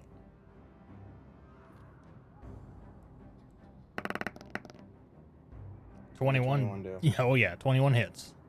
Alright. Fuck you, chat. Alright. I love it. Dude. Oh, excuse me. Oh, yeah. It's dead. It only had 18 health, so it's dead. Oh, he did. Sure? Yes. I'm... No. Let me do this correctly. Let me do it the way Corey would do it. You know, just extra dead. Extra dead. No kill quite like overkill. All right. We'll keep this turn order here. Bug confetti. We'll go back into exploration mode. Sire, you have 2 rounds of advantage from Yoshi, so keep that in mind. All right. As you guys are done with this little encounter, Okay. we all go back to searching around for everything else. So, as you guys kind of look around, I don't believe there is anything else in this spot. Let me double check the map. Get back. Did my roll go through? Yes, it did. Yes, it did. What did it? 24. That was the lowest. Yes. Damn. Okay. Let's see. Into. That's my stealth roll. So, Yeah. in case it's your future reference. Okay. So there is nothing of nothing of interest in this. This is actually known as the drone cells. We can move to the next level. My character's probably already there. Yeah. I will bring you all up here, so hold tight. Big shocker. More stuff here. I'm going to just kind of put you guys along the back line here. right here. So if you guys go to that third spot, on that, you will see where you guys are at. And Corvo. So Corvo, as you come up, Yeah. you would be about right here. The rest of the party will kind of like come up and fill the back line here. Let me double check everything here.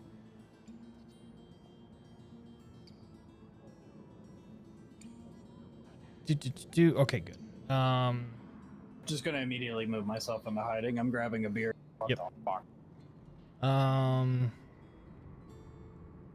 Heather, if you're struggling to stay up, you can bow out if you need to. Okay. All right. So in this room here, this is also. Do you want my character sheet or anything? No, I think with the overpowered Pete Sire combo, I think they'll be just fine. Okay. Do I still get the XP though? Yes, you do. Okay. I mean, it's milestone based, so everyone gets it. Yeah, exactly.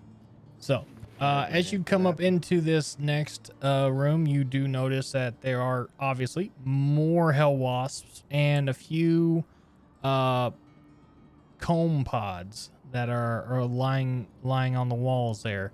If you've seen like honeycombs or how wasps usually make their nests, this you could tell where larvae are. And so I can see about 6.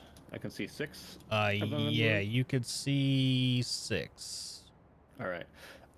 As the party is climbing up, I go down. Or I don't go down. I look down and just put 6 fingers up, and then continue just observing. Okay.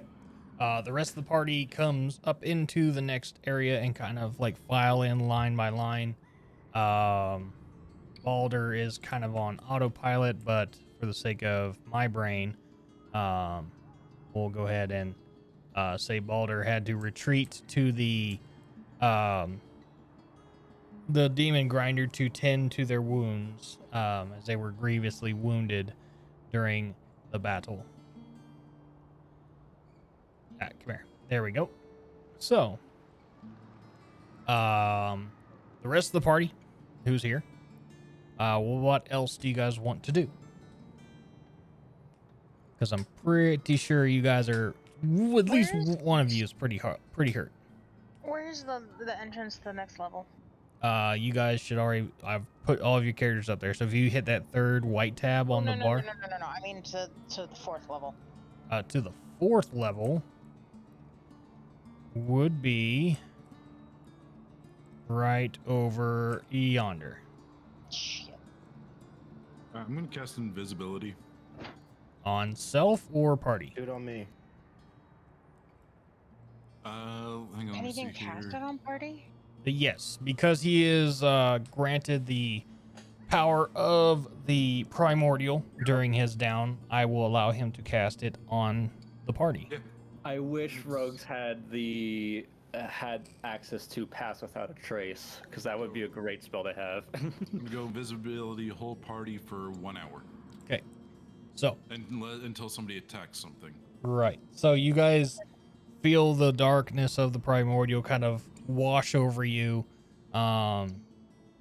Each one of you can see each other, and you're kind of like outlining this like semi-clear silhouettes of people, like, you know, like the Predator from, you know, the Predator series. You can kind of see each other moving. Yeah. You kind of see each other moving and kind of looking at each other, but you are able to not be detected as you make your way through. Corvo, as you are kind of leading the semi-charge here. Yeah. What do you want to do? Actually, where the hell did you go? I'm in the wall. Oh. We're here. So you said the entrance to the next floor is over here. Yes. Okay, so continuing to walk at half speed, just just sneaking over to the wall. Precaution sort of thing, yeah. Okay. As the rest of the party, I assume, follows suit. Yes. I'm just gonna go a little bit further. I'm gonna go my full, close to my 50 as I can. Okay. Awesome. The rest of the party kind of follows suit, obviously moving through these hell wasps, as if they weren't there. If you want to move your characters, you can. Feel free to. Corvo is over at the spot where you will raise up or go to the highest level.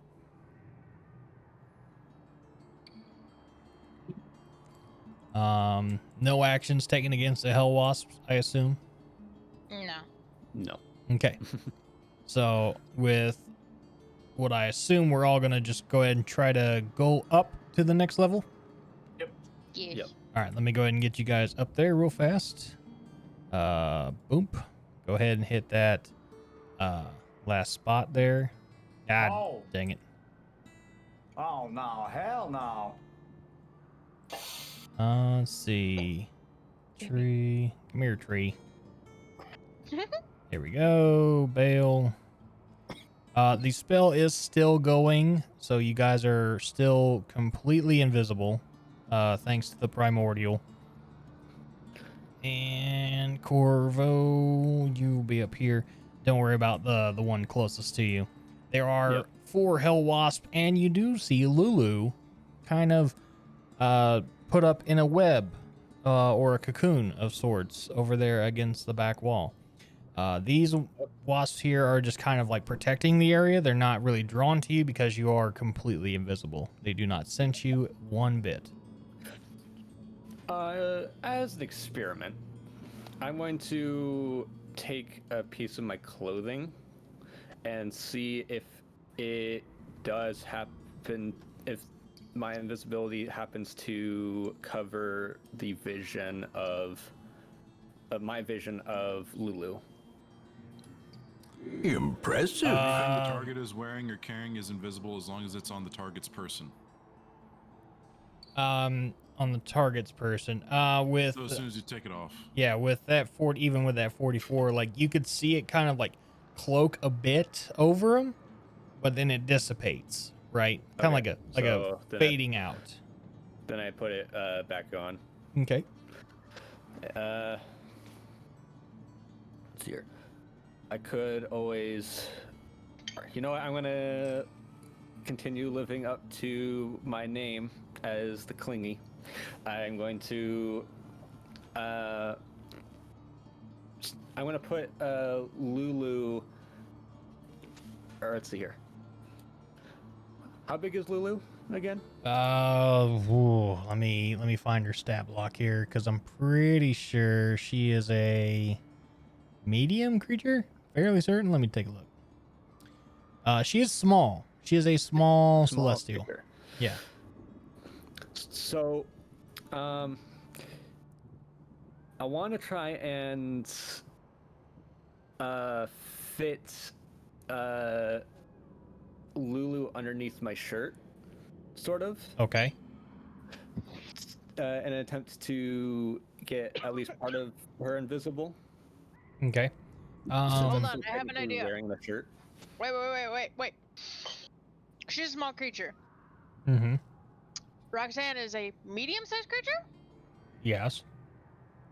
Hide her in the dragon's mouth. That's not how that works. Sure it does. No. A small creature is like 2.5, 2.5 feet by 2.5 How feet. thick are these Medium walls is up here? 5 by 5 foot, like her. You said skull the 8 is to 10 bigger feet. He said it was like than 8 to the 10 feet through the wall. You're thinking what I was thinking, sire. Blow a hole in the wall. No, I'm blowing a hole in the fucking floor. Real quick, I did forget to mention this in the bottom layer or the last level you were on. while you were walking, you did notice a couple treasure packs down there. One of you, as you were walking, managed to scoop up one of the packs that was there, and I will get those. Yeah, I will get that to you when we are done with this engagement. So just so that way someone can remind me. Sounds good, Right. Dibs. So if I'm right, Corvo, you're trying to basically hide Lulu inside of your cloak, correct? Yes. I need you to roll, since she's kind of stuck to like a wall. Sleight of hand? I need you to roll sleight of hand. Okay. And remember, you are at disadvantage. That's okay. I got expertise in sleight of hand. Very well. And they're both 16. Wow, which equals double 26. 16s. Nice. With a 26, I need to roll this. The 20s are the times for rejection, my friend. Yep. You do actually pull that off, right? All right. So you're able to get her off of the wall. Yep. And quietly place her inside of your cloak. Now comes the hard part. Is the wasps are noticing that their prey is missing, but they do not know where you are. They can't sense you, they can't smell you, no nothing. Does the does the hive still continue upwards? No, Like, this is the top of the hive.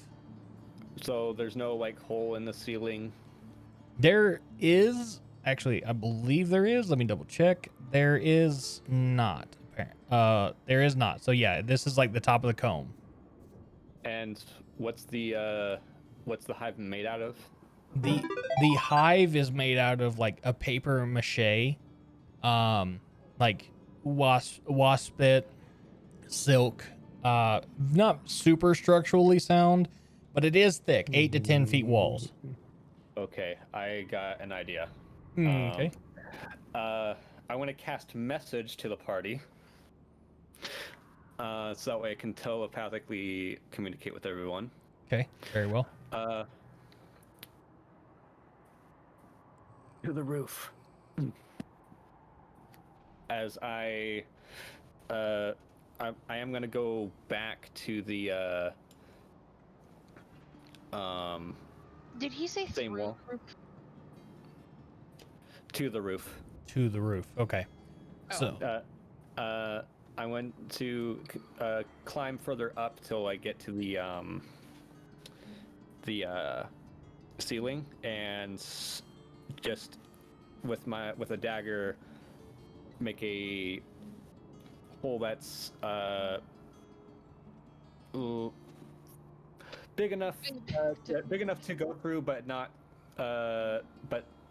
too big to draw too much attention. okay. So for this, I will need you to do a performance check, because we're gonna do we're just gonna say you're performing to excavate out of this hole, right? Okay. So Also, yeah. you might want to double check his invisibility on this, since he is using a knife. With that, yeah, we'll have to roll like your stealth, but when you're pulling out your dagger to kind of cut, since you're not making an attack, you're kind of just like carving. I'm gonna say it does fine, but you will have to roll stealth here shortly. So Okay. Jerry, you're not supposed to help the DM.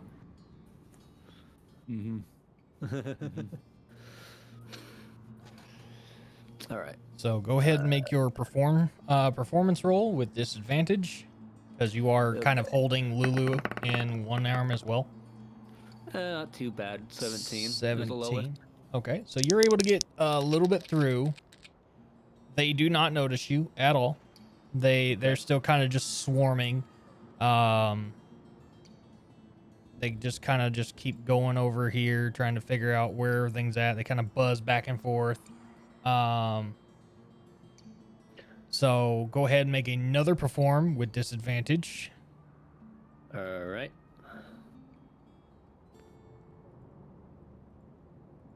I'm gonna go ahead and get my roll out of the way. Oh, did that go through? Oh. Okay. Oh, now it goes through. A 20. Dirty 20. Yep, dirty 20 still does well. You're starting to hole it out a little bit more. They still don't notice you because they're freaking dumb. I don't. This is getting close to like 45 minutes has passed since the spell was cast of invisibility. So now I need you to make one more performance check, please, and thank you. Okay. Trust me, everyone. I have an idea. Even if we're noticed, we can make a quick getaway. An 8. Yeah, I think I know what the idea is. With a 26, they start to notice a hole being etched into the side of their hive, and they are alerted to the position of where the hole is. Now, Beth, I need you to roll stealth. Okay.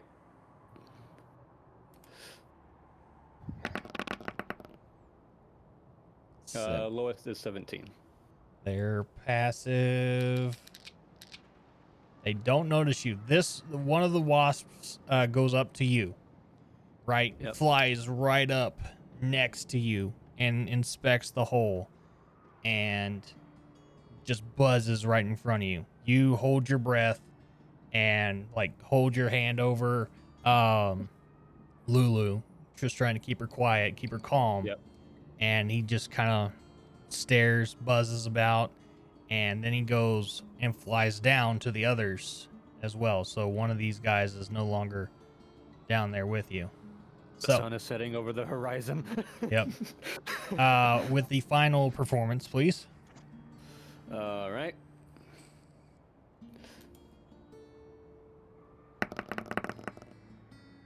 Oh, damn. Nice. You were able to puncture a hole through that, and the other 3 do take notice. Now, Okay. they do notice that there's a giant hole, and they know something's wrong. From here, I assume what I think you are going to do is you're just going to jump through and try to land on the outside of it. Yeah, I'm gonna jump through, wait for the rest of the party to come through, and cast Featherfall. Okay. Pete. I called it! Okay, Pete, what are you wanting to do? Oh no, I'm leaving last. I'll do everything by myself. Y'all go. Okay. So, in an orderly fashion, I assume, with Lulu in hand, how's this going to play out?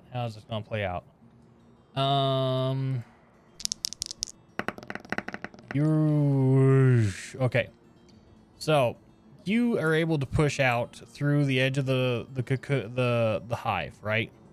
Yeah. But instead of falling out to where it's like a little landing, you fall straight out and fall down. Well, luckily, Featherfall is a reaction, so... Yeah, so you're able to, like, go out, and you just kind of push through, and you start to Featherfall with Lulu down safely. The rest of the Hornets, or the Hell Wasps, are aware. The spell starts to wear off, so everyone who, aside from Feth, that's still in the cocoon, you guys are there left alone with two Hell Wasps in this area. Would they still be would I still be able to get them or a few of them under the effects of Featherfall? Because I can have up to 5 creatures get under the spell. With 5 of them heading out, who is heading out with Feth? Yeah, technically I got multiple ways to save myself from that, so whoever needs it before. This unit will stay in here. Okay, so nobody else pipes up. I mean, I have what is it? It's like a climbing thing, but it doesn't really do much. I'm just curious what debauchery Pete's up to, and I want to witness it. You have a Mara. because you're a thief, you have a natural climb speed, which means you do not have to make checks. It just means you don't have to make checks to climb things. I'll follow him out the top. Okay, so Well, Leo, you'll have feather fall. You'll be fine. could I like use like feline agility to like keep myself from falling to my death? Well, if you go with them, what'll happen is you'll kind of barrel through that hole. You'll kind of like jump through it, and as you caught up with Feth as he left through, the spell of Featherfall is casted upon you, and your feline reflexes are like, yeah, I'm gonna land on my feet, but you're kind of like slowly falling. Okay. I'll try and explain it from Corvo's perspective. Okay, there we go. So I crawl through the hole, and only to notice at the last possible second that there is no floor on the other side of the hole, and end up falling. But because I'm in free fall, I make it so that way my back is facing towards the ground, and wait, and hoping that everyone else is quickly comes through the hole, and as each person comes through the hole, bang, bang, bang, like point my finger, bang, bang, bang. Okay, I get it. Yeah. So, Leo and Tree fall out with Corvo and will not be a part of this. Sanctoro, are you wanting to bail out with Sanctoro or Corvo as well?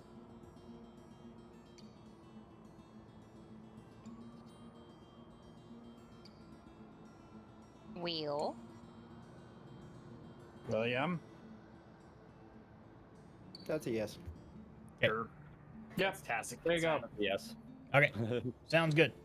So you four all bail through there. And there's one more spell slot. Bail, are you wanting to bail out with them, or you want to stay behind? I can either dragon shoot with Roxy on the way down, or face tap the last second and save myself. So either of those options. Give me Roxy. I'm gonna need that. All right, I'll loan off Roxy. She trusts my elven brother enough to pull that off for him. Wait a minute. No, I'm a rules lawyer.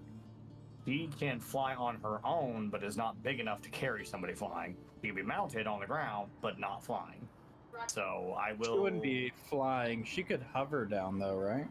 She can glide down. We'll say that. If the DM will allow it, then yeah, she can glide down. But I would say practically she wouldn't be able to gain any height with anybody on her, but she can probably glide. So yeah, that should work. And I'll face step last second and teleport from. I won't let her get hurt. Can I roll a perception check to try to notice what Pete's doing?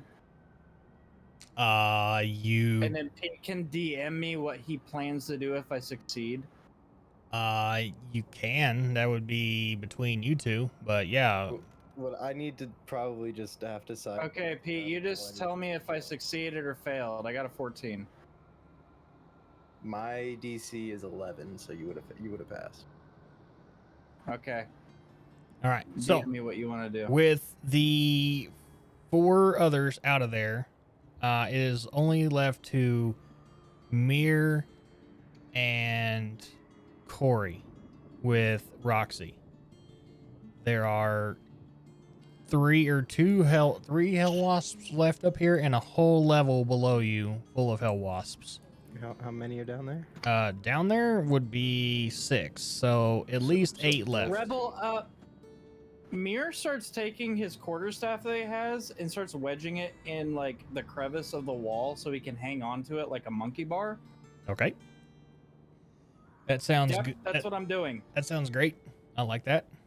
I've seen Jurassic Park too. I know what's about to happen. Oh boy. I get to live out my dreams. I've been waiting for this since the 90s. At least since 2014. Oh Lord. If my guess is right, but I think it is. Captain, I don't even know if you're going to allow me to get by with this. You have my dragon. I mean, from what you sent me, rule of cool, I would do. All right. That's right. So, explain to me what's going to happen. I've only fired 3 of my black powder arrows, Okay. which Sire actually upgraded for me. So they're just a little bit more boom.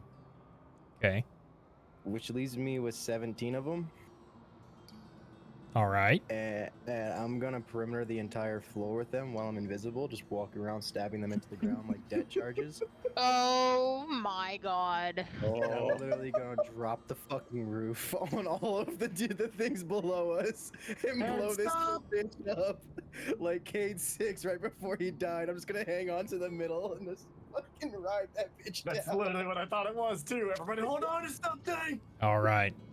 As This is why I said I made a monkey bar handle. Yep. Oh my god. Oh my god. Teleport, otherwise I'm screwed. I'm going for the kill feed on this one. So as everyone else is away, Corey goes through laying down debt charges in this small little area without any problem. And as the 4 players jump through the hole, the nest goes into a scramble. And you just see these charges like light up. Mir holds his sensor or his staff into the wall, jammed in, holds on to it, and the floor detonates. In the center, as the spell lifts, you just see Corey holding on to a little bit of debris and webbing from the floor as the floor drops down onto the floor below them, causing, and I got to be right about this. Let's see, that's gonna be. Let me do the math here, because that's. So that's about. We'll just go with 20 feet. That's gonna be. That's 25 of those. That's my athletics check to start climbing down along the wall. 83 damage. Now this is only for a square foot, mind you. 83 damage per square foot. Per square foot. If it's 20 feet in a circle, the circumference, that's actually going to be over 160 damage for the entire floor to drop down. And then we just see a little like Call of Duty kill feed just go off, just hell wasp, like call me PT, headshot, kill hell wasp, and just blows up. The other 2 that are up there are. This is building destruction from Battlefield. Yeah, it's pretty much that. It's just pretty much building destruction. Oh, I dropped a building on his ass. As that does happen, the wasp, the 2 that are left up there where Lulu was, stir up in a frenzy. They're the last 2. They're confused. Their senses are thrown off. Corey jumps onto Roxy and barrels through a hole that was made out there as the wall collapsed, kind of like an not an implosion, but an explosion pushes the outer walls out, causing a giant opening in the middle section. Before the rest of the cavern starts to lose its structural integrity, the ceiling starts to fall.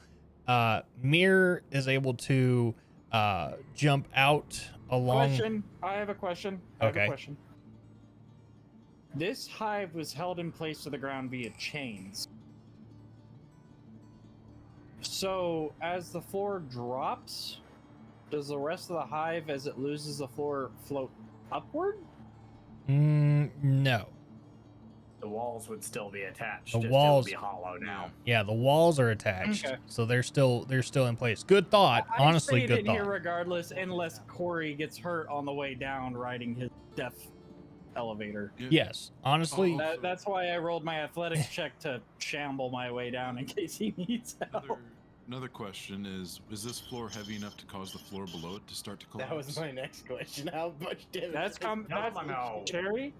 Cherry. That is compounded weight, and yes, even in a main building, that shit always collapses. Oh yeah, no, the whole thing starts to compress upon itself, and you just see the rest of this as Mir and Corey gliding down on Roxy, and Mir, I assume, finds his way out in some fashion. I'm just climbing down, laughing. So yeah, you're able to find a chain from up high and just kind of like with your staff on each side of it, just kind of like like both hands on the other side of each of the chain, just holding on to it, like gliding down. I'm ziplining down. Yeah, you're ziplining down a chain.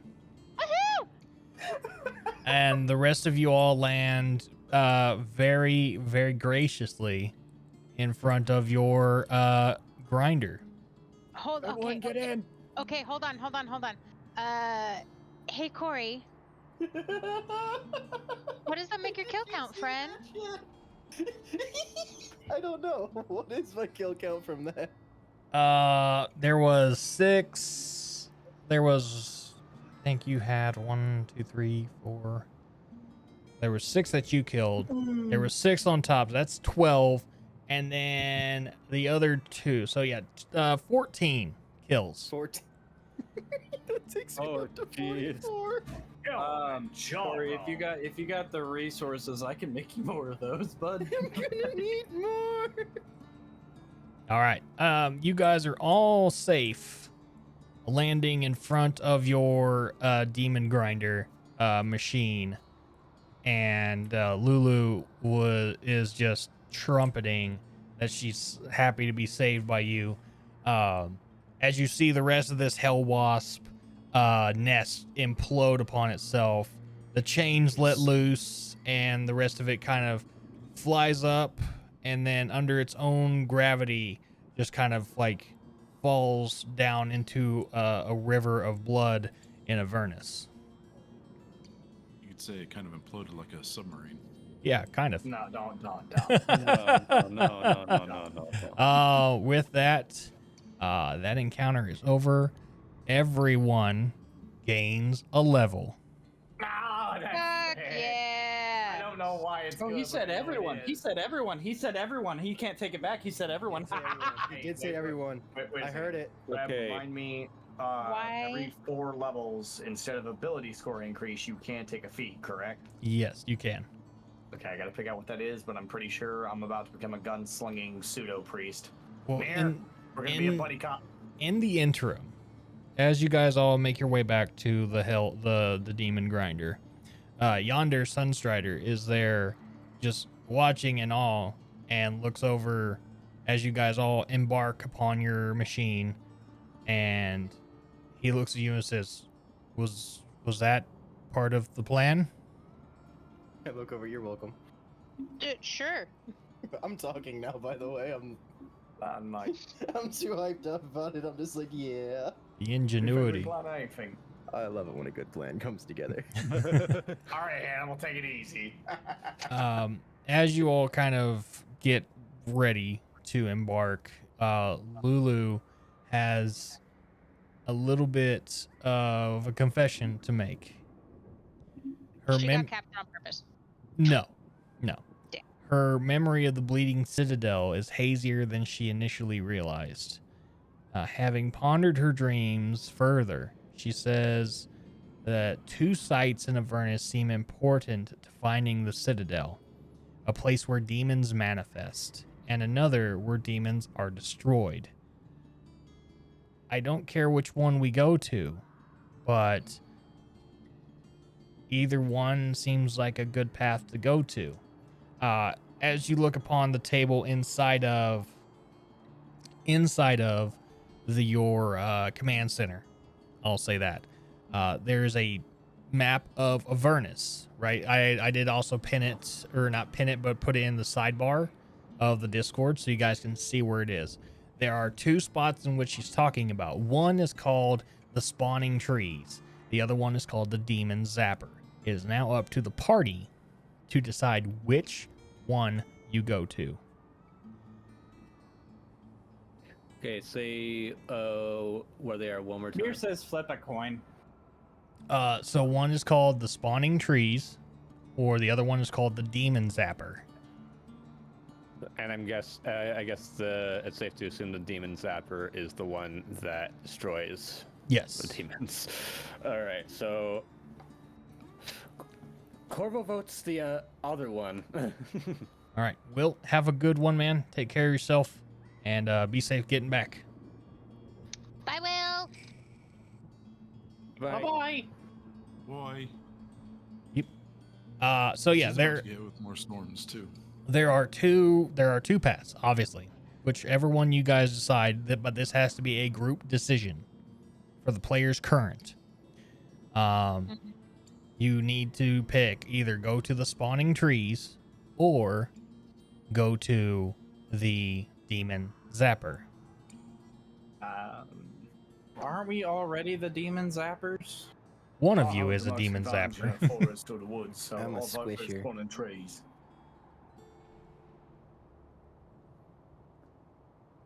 And we're at the and where are we at now? You're just We're at at a random hell wasp nest inside of there. So where you guys left from Haramon's Hill, you guys went kind of south by southwest towards the middle, right? There's the hell wasp nest north of the Tower of So that's where you're at currently, right? Kind of like smack dab in the middle.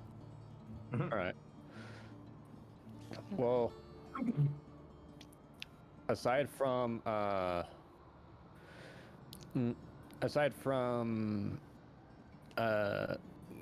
having to maybe forge a river or a river of blood, the spawning trees looks like it might be easier to get to from here. Because I don't know about you, but I can see a bunch of hills from here towards the Demon Zapper on the map. You know, there's always been an old saying about swords in the woods. Do your trees speak Vietnamese? Oh, I've heard this one. That saying goes, yeah, yeah, yeah, yeah. There was some crazy guy in an alley I saw. He was making those noises, and then somebody was saying he's saying something about a tree and some weird emeralds in a pot. I don't know what he's on about. Hang on, mate. You're thinking of the tale from the woods about the "Hey, look, listen." Hey, listen. All right. Oh yes, the Well, I think the woods are a good choice. Uh-huh. might as well. I would to the like to see a woods. tree in this god-awful place. I'm looking at you right now. Fuck off, Corey. I just Well, hold my let's bow just- up and look for danger and just point. Bro. Let's just hope you don't get a cat caught in a tree. I can get out of a tree just fine. I am from the jungle. Right, but these ain't normal trees now. Yeah, well, you're not for exactly. trees or going. So what is the party's consensus? Tree or zapper? Trees. Trees. So 3 for tree. Yeah, we're trying to go be Link. Okay. Yeah, to the meme- trees. The meme solidified it. So as you all embark upon the demon grinder, Corvo, you go up to put the key in the ignition, and it kind of wants to turn over, right? It's kind of sputtering, and it's seeming like it needs repair. As you were, it starts. Don't get it wrong. It starts, and you start to like trudge on. Right, you're going. Right. Halfway to there, it starts to break down. And as you get towards the spawning tree site, you travel for about a couple hours, right? At this point, Right. it stops. The engine stops. the wheels stop. You come to a dead halt in the middle of Oh Avernus. no, we're out of souls again. Corvo, it takes you roughly about an hour to kind of discern what's going on from your training with the last two Kenkus, and Yes. you are needing repair parts. As you decipher that, two things do happen. Tree, you look through the pack that you had swiped when you were in the Hell Wasp nest. You find inside of that pack 3 soul coins and a helm, an actual helmet that emanates a certain magical property. Okay.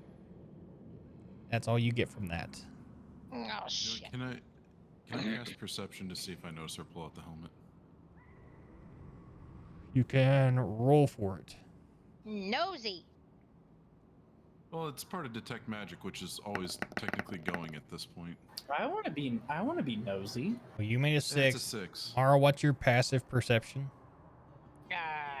God I damn. got a nat 20, So- all the way up to a 31. Okay, Mirror, hold tight. What do I know?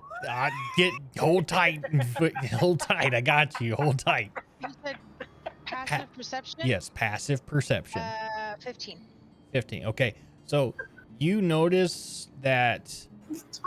So for Leo, you notice that she's looking at something. You can't tell what it is from your perspective when you looked over. She's just rummaging through a pack. The magic sense that you have at all times, you do pick up on magic, but you're also on a thing that is basically controlled by demon magic. So your senses are kind of overwhelmed. However, we switch over to Mir. Mir looks over and notices that when Tree pulls out this helm, that the helm is of magic properties. And between Mir and Tree, this is what you guys will be RPing. Tree, you go to try to put the helmet on. I do. You put the helmet on, and you're able to like look at people, and you hear them actually talking, but they're not moving their mouths. Oh god. Oh boy. So Oh, okay. when you look over towards Bale, and he's over there taking care of Roxy and all that, you hear Bale's voice as he's just like, I can't wait to get out of here. I just want to get back to the home. This is way more than I thought I was going to be doing. You look over towards Sanctoro, who's just like, I don't know how we made it out of there at all. I'm very shocked. You look over at Corey, and Corey's just the giddiest school kid as he's just jotting down his notes of like what he did. But you hear their voices, but you see that they're not talking. Okay. Mir, you walk up and notice that Tree has put on a helm, which is kind of odd because she's never wore a helm, as she is very roguelike. This is between you two. Go for it. Okay. What is that? I don't know, but it's cool.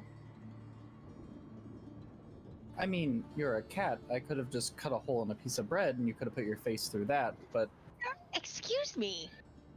Why does everybody, like, think I'm a house cat? Anyway, no, it's cool. And put it, like, can I, like, take it off and, like, try to put it on his head and, like, it doesn't fit or whatever? I don't want that fucking on big. my head. But, like, listen. Where did you even find this? It was in the bag that I grabbed. The bag that you grabbed from where? The nest, the thing. Oh, I got different so thing. we're now in the practice of just putting random weird things that we find on our bodies. Leo. So as you kind of like huff that under your breath, and Tree notices, and she looks over to Leo. She knows Leo's voice, but the voice that she hears is not Leo's voice. It's this dark, disembodied voice, very deep, very ethereal. And it's actually scary enough to where you just kind of look away really quick, and you're kind of like stricken with like a sense of cold. Like, oof, not doing that one. What did you put on your head? I'm hearing people. I see dead people. Can I do an Arcana check? Yes, you can. Do I still have advantage? You do. Because I remember somebody gave me advantage, but Yeah, this will be your last advantage. Okay, 15. 15. It looks like. How did the die get stuck in the air like that? What the fuck? I don't know. Oh, Roll. Just thing's roll with over it. there. I couldn't see it because of that. Yeah. You notice that this helm is a helm of telepathy.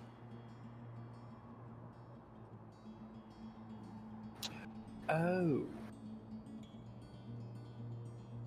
So when I said Leo's voice, Leo under my breath, she looked at Leo and she was hearing the primordial in Leo's head. Right. I mean, that's what you can like draw two lines to. I'm not gonna either confirm or deny this. Cat one. What am I thinking? As Tree looks Absolutely correct. The answer was Chipotle burritos. God damn it. As you look into Mirror's mind to read it, it's kind of a mix of like curiosity and vengeance. And beep boops. It ones and zeros, pretty much.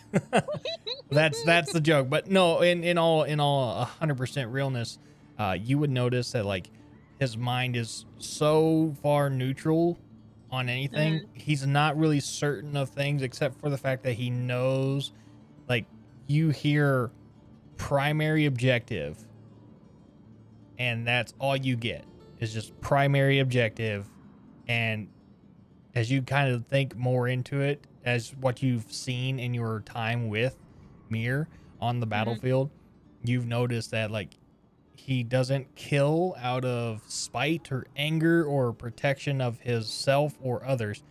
He only means to send those who ask for it to go to Kelimvor. There was one event though, and that was the church. Was I?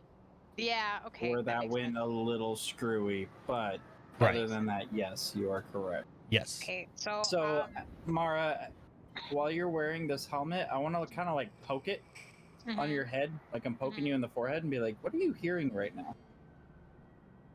When you poke the helm touches onto her skin, right? So it's like setting upon her head. Like it's like big enough to where it kind of wobbles on her head. When the helm touches her skin, she hears her own voice, but it's like double echoed. Oh. So it's real trippy. And yeah, the feedback is real. I need you to make a Constitution saving throw. So where you don't throw up. Because you really don't puke on me. Please puke on me. Yeah, you vomit. Because you don't have an affinity to magic, right? You know of magic items, but you don't have an affinity to use them. Even with your Eldritch being, right? Your Eldritch blast that you use, that's not enough magic affinity. So you end up tossing your, chicken of the sea all over Mir. Lovely. Thank you, Kat. Can I palm the helmet and just take it off her head? No. You can, but I imagine Mara's gonna try to hold on to the helm, so you would need to do a combative strength rolls between you two. So it'll be a D20 off. Okay. I don't want to steal the helmet. I just want to remove it so you don't puke on me. Oh, well, if you're not taking it, then yes. Yeah. No, I'll give it back to you. I want to explain what it does since I know what it does. Yeah. I Okay, yeah, understand it. then yeah. That's Quick. fine. As So long as you're- I assume I picture you like holding on to it and me kind of like just forcefully like, boop, I'm not Yeah. taking it from you. But yeah, this lets you read others' thoughts, and it doesn't seem like you can quite tolerate it without losing your lunch. As I look down at my lap, that is because I'm so tall, I assume I'm kneeling down towards you as you're sitting on the ground with this helmet on your head. I'm just like holding my stomach and holding my hand to my mouth. I'm so sorry, Mir. Real quick thing. I'm already covered in demon blood and everything else. I don't. Yep. But no, if you're gonna put this back on your head, make sure that you do it when maybe you don't have a full gut. But yeah, it lets you read the thoughts of those around you. Cool. I hand the helmet back to her. Okay. Yeah. Quick thing. Sire, you have 3 rounds of curse. You can argue with chat about that later. And I don't give a shit. Sucky Bun comes in with a heal for the party, I assume, for 4 points of health for the party. Oh, I see who did it. Wolfie Angel did it. Enjoy your time out for 30 minutes, Wolfie. Oh, Jesus Christ. Attack. So, yeah, no, after I'm done explaining it to it, I just kind of turn the helmet upright like it's a bowl for Mara to puke in, and I hand it back to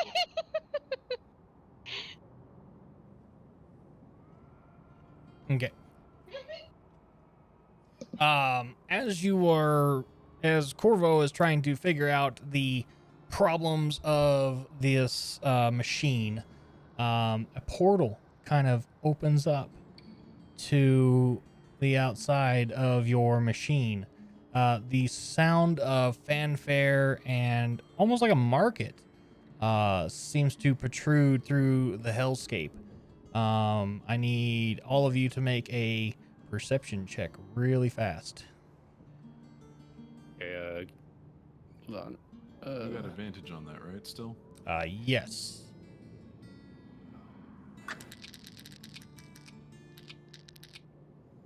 All right, 21. Net 20. Let's go. Nice. Did mine come through at all? Yes, it did. Yeah. What was mine? It was a 10. It's No, I thought she had a 17 at first when I saw it go through. Oh. Maybe I was wrong. I know the 17 was for the failing of the Constitution savings throw. Oh, okay. So as you look over, you see this portal open up, and it is a you see it, and when you peer through it, you do see a market of sorts. Yonder comes close, and he says that, the Wandering Emporium is back. I see this. The what? The Wandering Emporium. What is it? Sounds like a wandering shop. Yes, Yonder goes on to say that that there has been a deal struck between the owner, Mahadi the Rakshasa, and Asmodeus, where he frequents the plains of Avernus and has wares that may help you in these trying times. Is he also a cat? No. Damn. So Luckily I've got coin. So do you all go into the Wandering Emporium? Sure. Can I get caught up on who this dude who's with us is, please? Yonder Sunstrider was a fallen Hell Rider that betrayed Zariel in the first attack on Avernus out of cowardice, and he was turned into a vampire for his treachery and left in Avernus to rot to the wastes, and gave himself to Tempest, the light, as a sign of retribution to So we live. have a good vampire on our side? He's lawful. Good is neither here nor there. His main purpose is to take down the Hell Riders. Okay. Okay, thank you. So, do you all go through the portal? Yeah, I'm going. Sure. All right. Let's get over there, shall we? Is the portal big enough to push the demon grinder through? No, absolutely not. Let me get you guys over there real quick.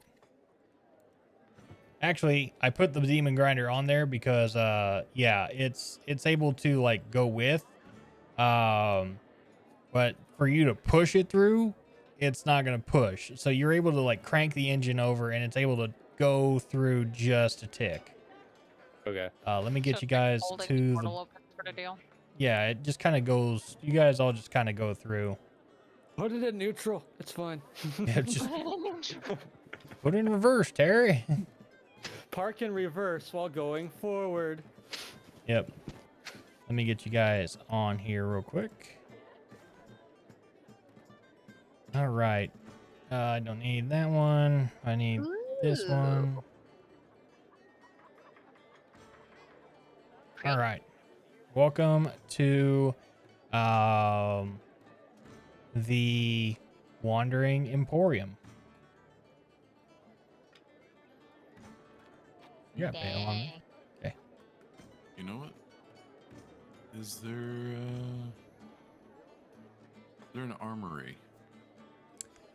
There is a plethora of things here. Everything from a restaurant to a spa to a barber shop to a armorer, you name it, it's here.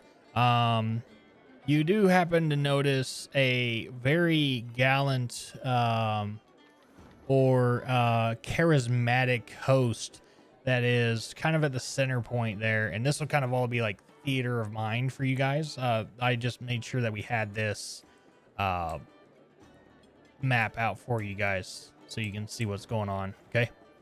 Gotcha. And he's out gallivanting around, checking in with all the rest of the vendors there, make sure everything's going well. And he looks over and he sees you and he says, "Ah, yes, welcome to the Wandering Emporium. Yes, bring all, come and rest your weary heads here." I know I could use a rest. Are these hell cycles? where are these hell cycles? Yeah, they're meant to be they're meant to be transporters. They're basically hell cycles. I love it. Yep. Again, great building by the friends on talestavern.com. 100% the best. Mahadi comes up to the group and says, "What brings you into town, strangers?" Well, your portal opened up right in front of us, so... Ah, yes, the Wandering Emporium always seems to show up when you least expect it, but neither, whether that be an act of the divine or anything else, what do you need? What do you require? Well, I require a lot. Just depends on if you have it or not. No, and depends on if I even know what I'm looking for. Oh, well, I'm pretty sure you'll find a lot here. I also am one to deal with deals as well. He kind of pulls out a few soul coins and kind of plays with them. And he's like, I have been known to make a few deals with myself and Asmodeus. Me and him are quite buddy. Really, such a great guy. I don't know why he gets such a bad rap. He's such a good guy. I don't know why. But we'll be able to accommodate most things. Just so you know, I see that you're not from around these parts. We still do business in gold. Good, I was just about to ask if you guys take gold or not. Yes. I point at the coins in his hands and be like, "What are those?" These are some misbehaved customers of mine, but they've become my advisors on a lot of things. Shh. He looks down at one of them and says, "Hush, I got it. Everything's fine. Thank you. Thank you. I've taken into consideration." And after he stops muttering from under his breath, he comes back and says, "So, what will it be? Would you like to have some food? Join the spas? I see you have the grinder. I see you might be looking for some pots. There's a lovely set of people over yonder." He points off, and you'll see the whole section of hell bikes over there. And says, "That's where the mechanics are. So if you need pots, I would go check with them." Corvo heads immediately over there. Okay. This is the demon grinder is now Corvo's babies. Oh, wow, you guys really forgot about Kochi and all that, didn't you? Nope. I was just about to say, makes me wish Miss Kochi all the more. Yeah. So as you guys are approaching, there's a few vendors. They all have just random. There's some magic items, not a lot of magic items. It's mostly like silvered weapons, a few cloaks, a few armors. For those who are needing better equipment, you guys are able to go to I think it's chapter 5 in the PHB to grab some items.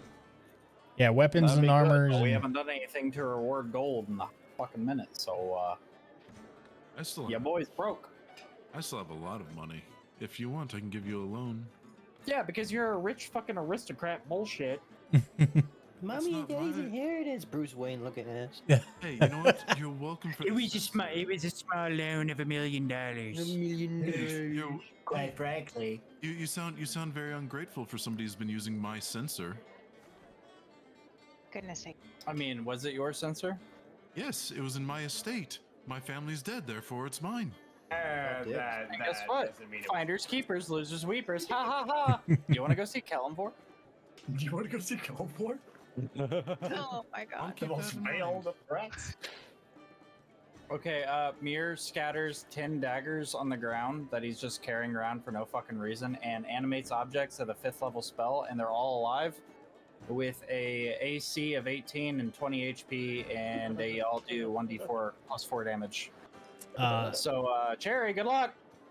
As you go to try to animate these things, I'm not doing that at all. It was a joke, Rebel. Alright. God, fuck. I hate these people. You know what? Can I ask the bazaar owner a question real fast? Yes, sure. Go ahead. What is it, sir? Do you know of any magical jeweler who by chance has a ring of regeneration?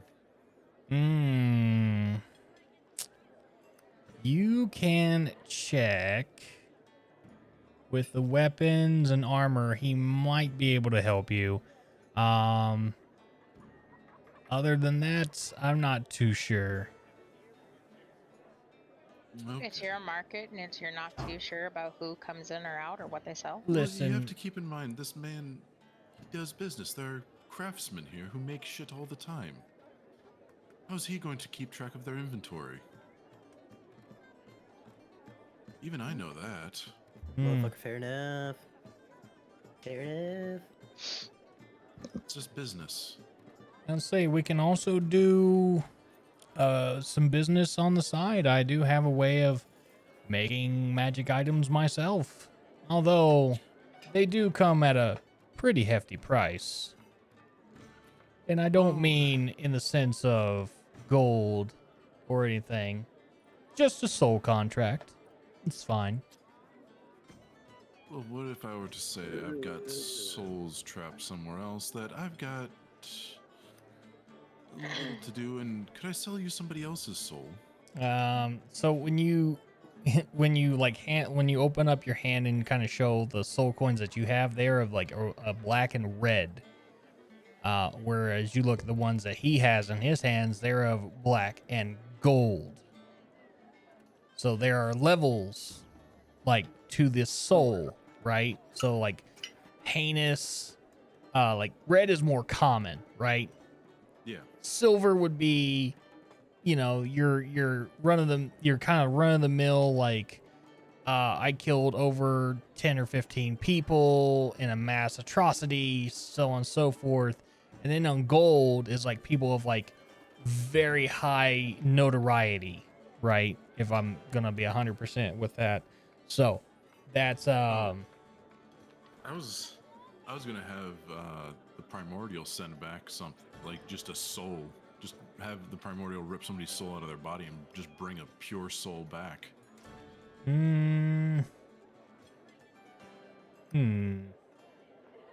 We'll have to do that one. We'll have to do that. We'll make that happen. So I assume you'll want to strike a deal with the soul that you have in mind. Well, I have to extinguish the body before I can get you one of the souls, because it's a certain family member who more or less decided to, how shall we say, strike another deal with another devil. He more or less contracted the cult of the Great Old One to kill our family. So. And this soul still walks upon the plains. As far as I can tell, and as far as my friend knows as well. And I kind of cloak up just a hair of the primordial, like black ooze. Interesting. You are quite the specimen, I will say. But if I had a gold coin for everybody who's called me that, I'd have 2 gold coins, which is kind of weird. Right. Seems like you should have more, but we'll talk price in a minute. Come with me, and we'll discuss terms. And he kind of shuttles you over to like his little tent area. The rest of you, Corvo, you're at the mechanics shop area. You go to explain what's going on with the demon grinder, and these salamanders go in. Impressive. And they kind of just start going and rummaging through the engine, right? Kind of slipping through, and one of them kind of speaks out. It says, yes, bonehead gasket, cylinder 7. And one of the others looks over and is just like, what is going on here? Let me take a look. Oh, you said cylinder 7. I got it. So he runs off and into his big scrap pile, and he grabs up a big cylinder gasket, and he tosses it over to the salamander, and they go in and start fixing up the parts. And they look over and they say, okay, it should be good. Go ahead and fire it up. Crank. So it turns over without a hitch. It kind of like speeds up a little bit, like you're able to like hit the brakes, and it shoots forward and kind of stops. It's like, yeah, it's ready to go. Okay. The main shop mechanic is like, all right, cool. Let's go talk price here. How many soul coins you got? Or we can do gold, or we can do contracts. Either one. If you're not here for any sort of financial situations. Well, I try my best to avoid contracts no matter where I go. So, I currently have roughly 500 gold pieces. 500 gold. Okay, that's respectable. It's respectable. Okay, so it's gonna cost you roughly. You know what? We'll just take 500. Just take 500 and a firm handshake. He doesn't have any hands, mind you. It's a salamander. Yeah. So he says, put the money on the counter, and he kind of whips out the end of his tail, and it's on fire. No, well, I didn't say we was bargaining. No, it's 500. Take it or leave it, or I'll have you escorted off the property. Fine. So that is the demon grinder is fixed. You are good. The rest of you, between Bale, Tree, and Mir. What are you guys wanting to do?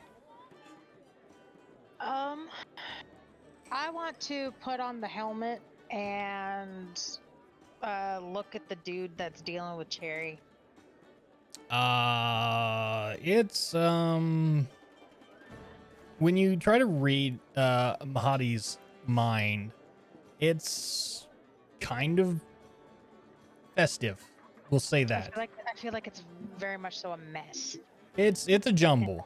It's a jumble. And if you could peer into the mind of the man who runs the Wandering Emporium, you do notice that there's like, if you were to look at it in a sense, there's a desk with a bunch of papers and all that. And you just kind of see him kind of just dancing about, very happily dancing.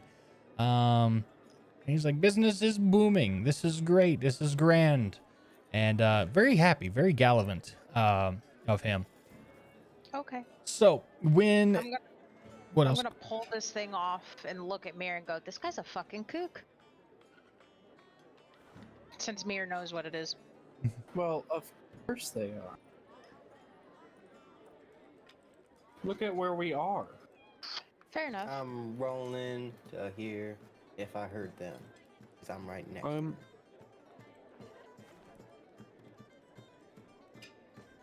Yes, you are close to everything right now. Is there anything you're looking forward to, or do you guys kind of all just kind of go with Leo and Mahadi? Well, since my barbarian friend is not currently here, I shall stick with Mir for now. Okay. I'm actually very, I'm very curious about this. What's that? Corvo is going to, just for shits and giggles, see if any relation to the Zentarum would be here. No, there is no anything of the Zentarum. Damn. That would be funny as hell. Pun intended. Yeah, literally. Yeah, so there's nothing pointing the Zentarum in this direction from there. This could be a business opportunity, another business opportunity for me. I have to petition this after we get out of here. Bale, is there anything that you'd like to do inside of the Wandering Emporium? Nah, I don't have anything to do. No check for magic items, no upgrading armor, no nothing. No, don't really need to. I'm good. Okay. So a spa day it is. Cherry, you walk into a tent with Mahadi, and does anyone else follow along? No one? Just No, I'm with Mir, so. okay. So Corvo is still wandering about. okay, awesome. Mahadi sits you down on this nice plush, I want to say like beanbag chair looking thing, very plush, very made of the finest furs, very comfortable. And you see he goes up and he says, sit, have fun, put your feet up, relax. And he sits down behind his big desk. He says, so this soul that you have, I've got a few souls. Well, I say souls, collected bodies. But if I can catch this one that's still out there in existence, my brother's soul, he's basically probably not only has the blood of my family and our family on it, he's got probably the blood of a lot of people on his hands at this point. Seems like he made a pact with the great old one. Warlocks. Such a weird bunch you are. I don't know. I don't understand it, but to each their own. I don't judge here. Well, hey, I didn't pick my patron. My patron picked me. I Oh. found him when I was like 12 years old I was a sorcerer playing with magic in my parents' backyard. Found a weird temple, went down, and next thing I know, something poked me in the eyeball. Yeah. Well, I've heard stranger stories, but none quite like that. So, here's what we'll do. Are you wanting this soul to be brought as collateral for any sort of purchase that you might make here. Oh no, I've got the coin. I just figured, you know what? He might as well make himself useful. You know what I mean? Mm-hmm. Because Understand. I'm gonna condemn his body and soul one way or another. So if it can be of use to somebody else, because I know the Primordial wants to torture him for a while. I mean, don't get me wrong, you will get your soul. I can also provide other. Do you have a? You probably have means of turning souls into soul coins, correct? I may or may not possess these abilities, yes. Well, I mean, I can always just bring stuff that's partially alive next time I see the portal open. I can take prisoners. I don't feel bad about that. I like a man of principles. I see that we can strike a deal here. So, what is it that you're looking for one more time? It was a ring of regeneration. Now, I know on the other plane, where I come from, obviously, it's roughly, I've seen it anywhere from 20,000 gold pieces to at minimum 12,000 gold pieces. And just to put it mildly, my family they were a bunch of traders. Not as in traders to the crown, but marketeers, business people. We controlled a lot of trade routes. Now that I could potentially offer you as well if you were looking to get into the other planes. See, I still have all those contacts. that's the funny thing about planes of being. I like my lucrative business opportunity here with Asmodeus. Guy keeps me in business. I do him well. He does me well. Very, very good business. Take that as you will. Either way, it's funny to me. Either way, either way. I was just offering more trade routes. That's all I'm offering. The trade routes are not really that, but I will keep that in mind. Now, this ring that you want, and he goes to rummage through his desk, and he pulls out what he knows is a ring of regeneration. He says, "Well, this might work." And I need you to make a insight check. And I still have advantage, don't I? Yes? No. Flat rolls. No, just flat. Okay. Nice. How does a 19? A 19. You kind of sense that something's off about it. Why would he want to give you what you're asking for with literally nothing in return? Except for maybe a few things that you can acquire currently. Can I hit him with an insight? You can hit him with an insight check, yes. Himself with an insight check. How does a 16? 16, you sense no malice, but you've also been in the hells long enough to understand that not everything is as it seems. Right. I'm just gonna look at him and be like, well, there's always a catch. So, I can tell there's something slightly amiss. I'm just gonna be blunt with you here.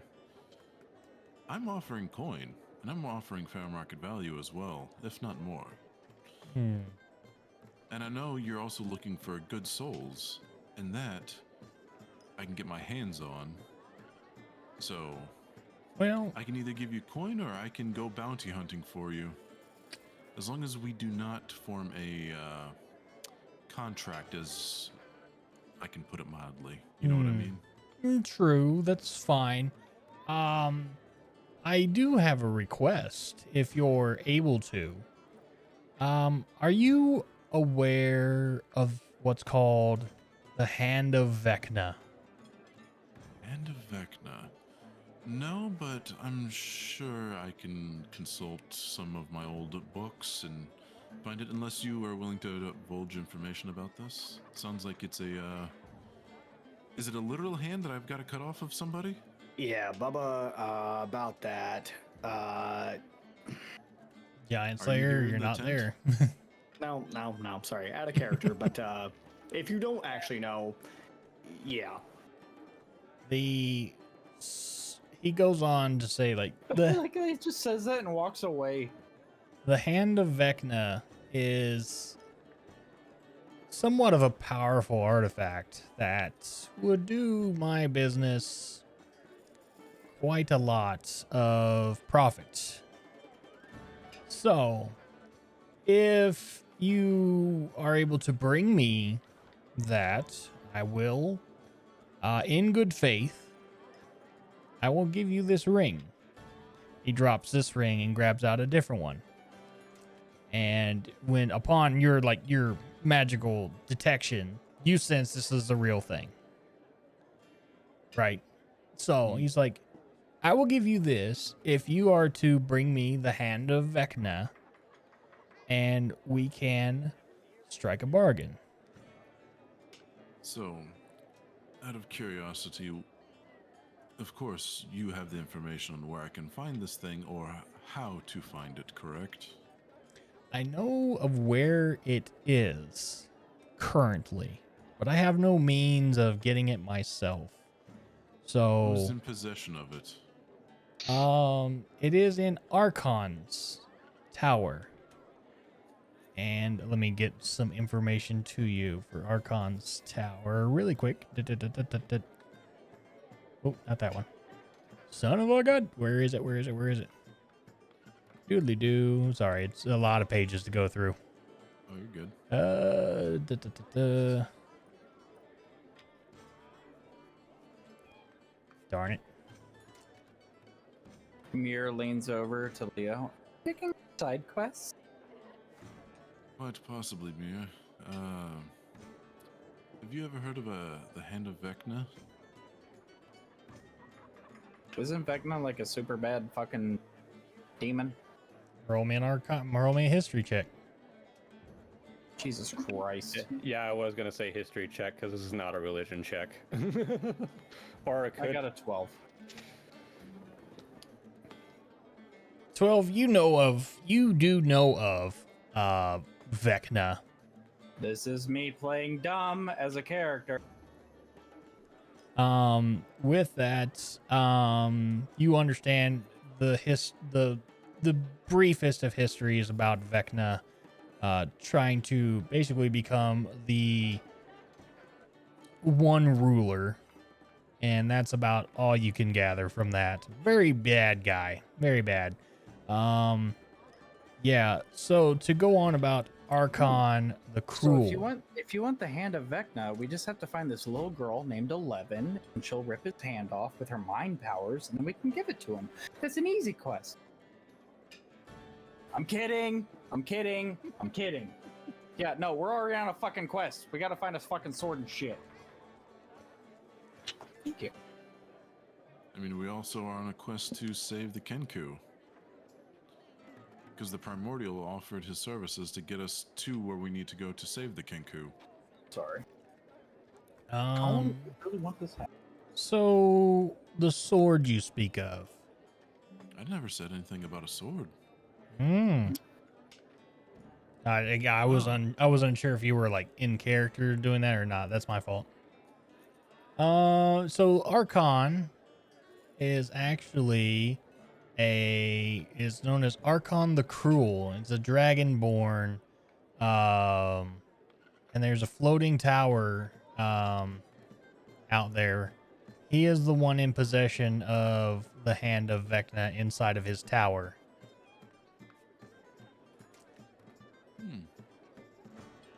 Interesting. Now, I'm not an idiot, but I can definitely tell this is not going to be a, hi, howdy, how's it going? Let's do some more business here. I'll trade you something for the Hand of Vecna kind of deal. You're wanting me to eliminate this guy, aren't you? I mean, yeah.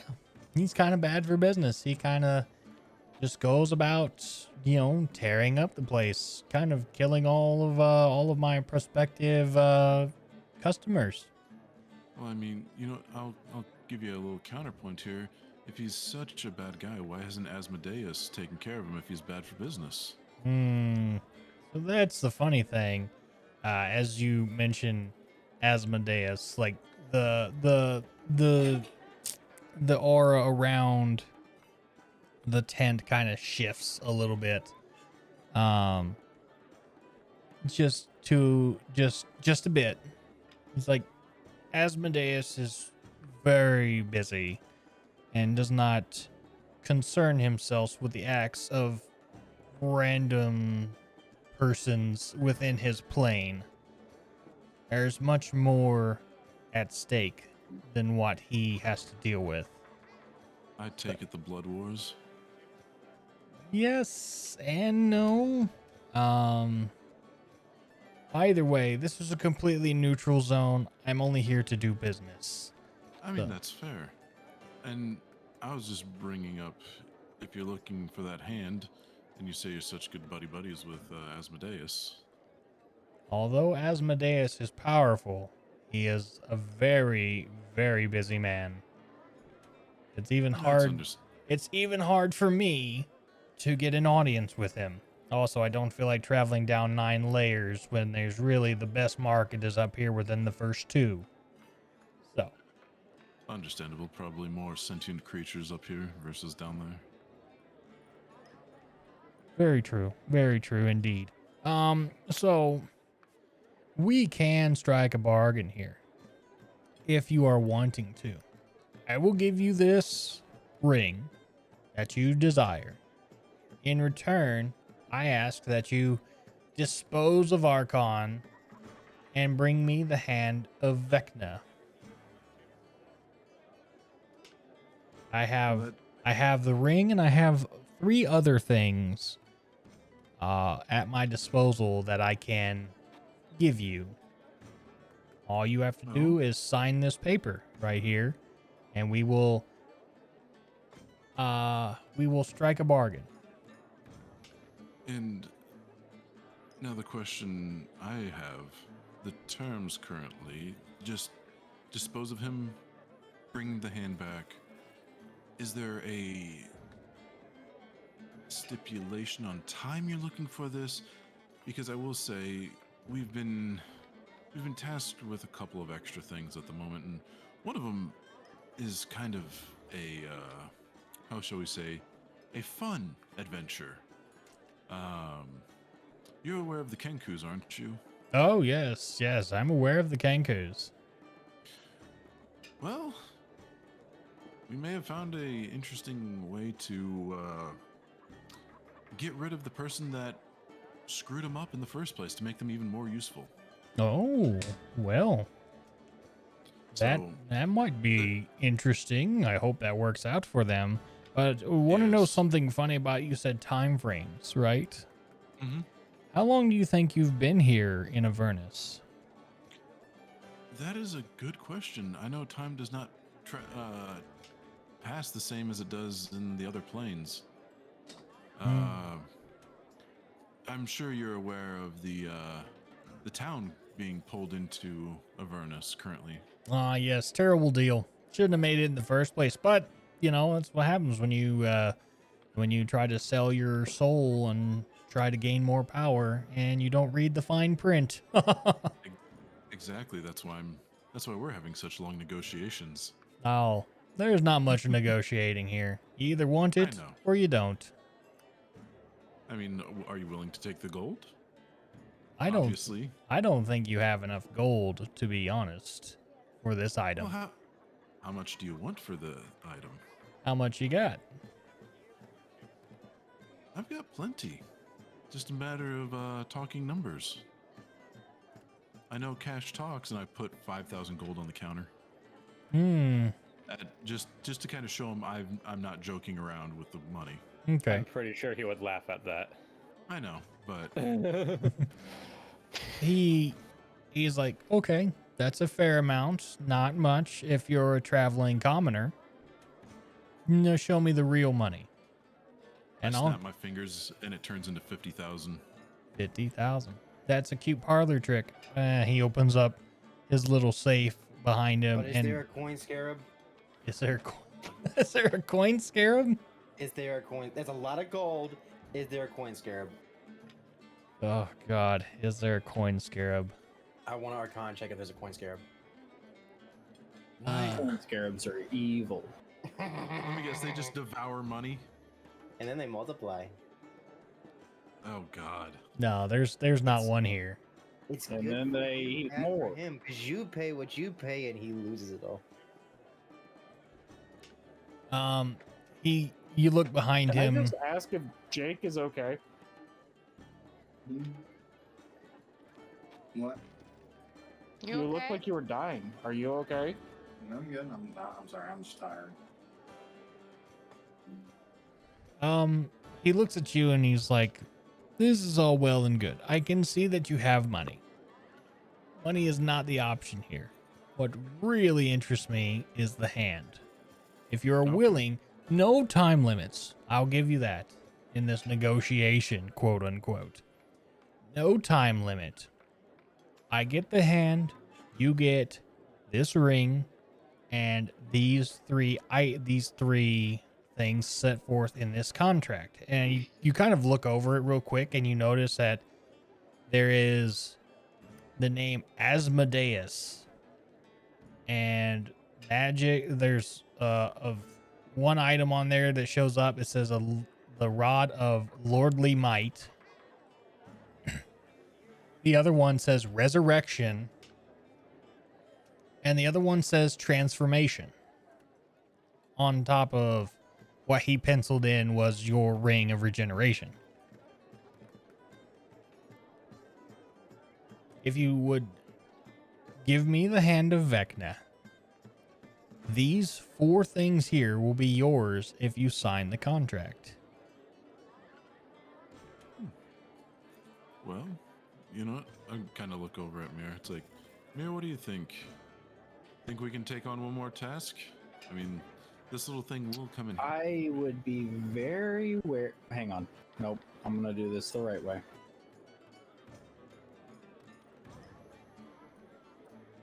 I would be very wary about taking with anyone down here Oh, I know.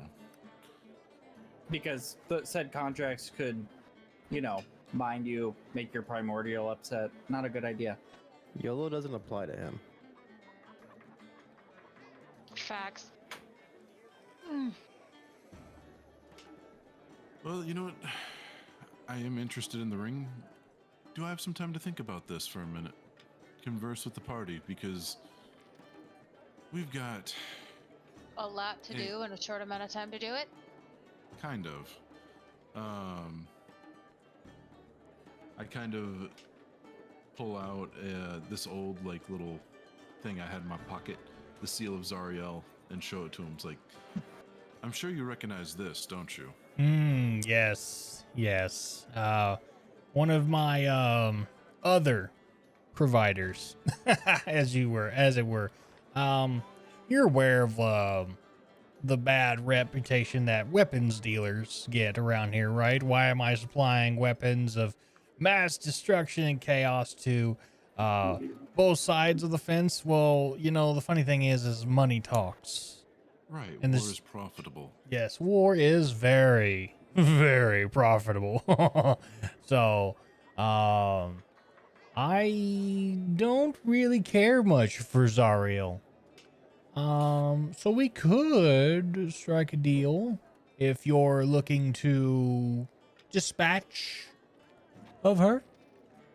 Well, we're not necessarily dispatching of her. I think somebody might have already done that, which is kind of interesting.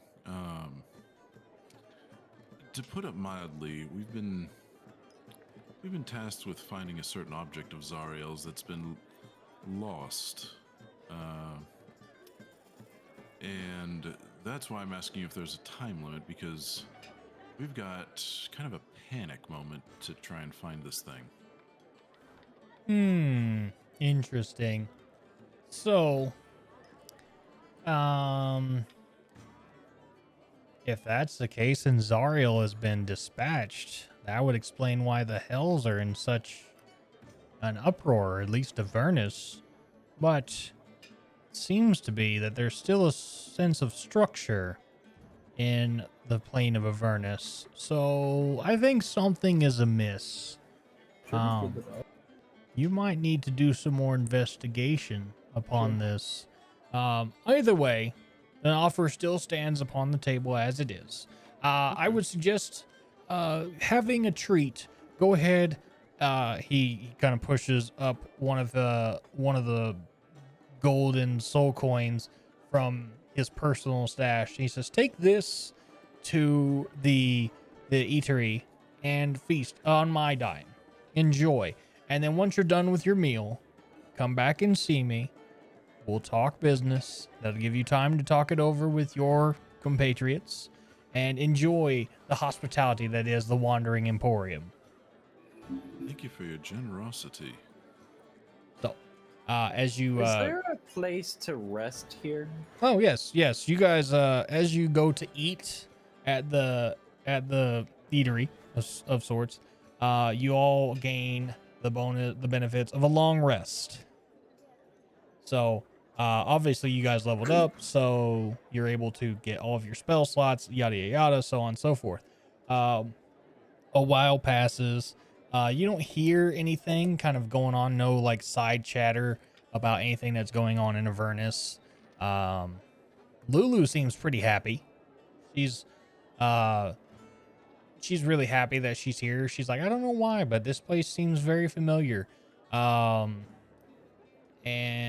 like there's a sense of like calm, like peace that you're here, right? It's like a neutral ground. Say again? I'm talking. Pay attention. Ah, okay. I'm listening. I don't want to interrupt like you do.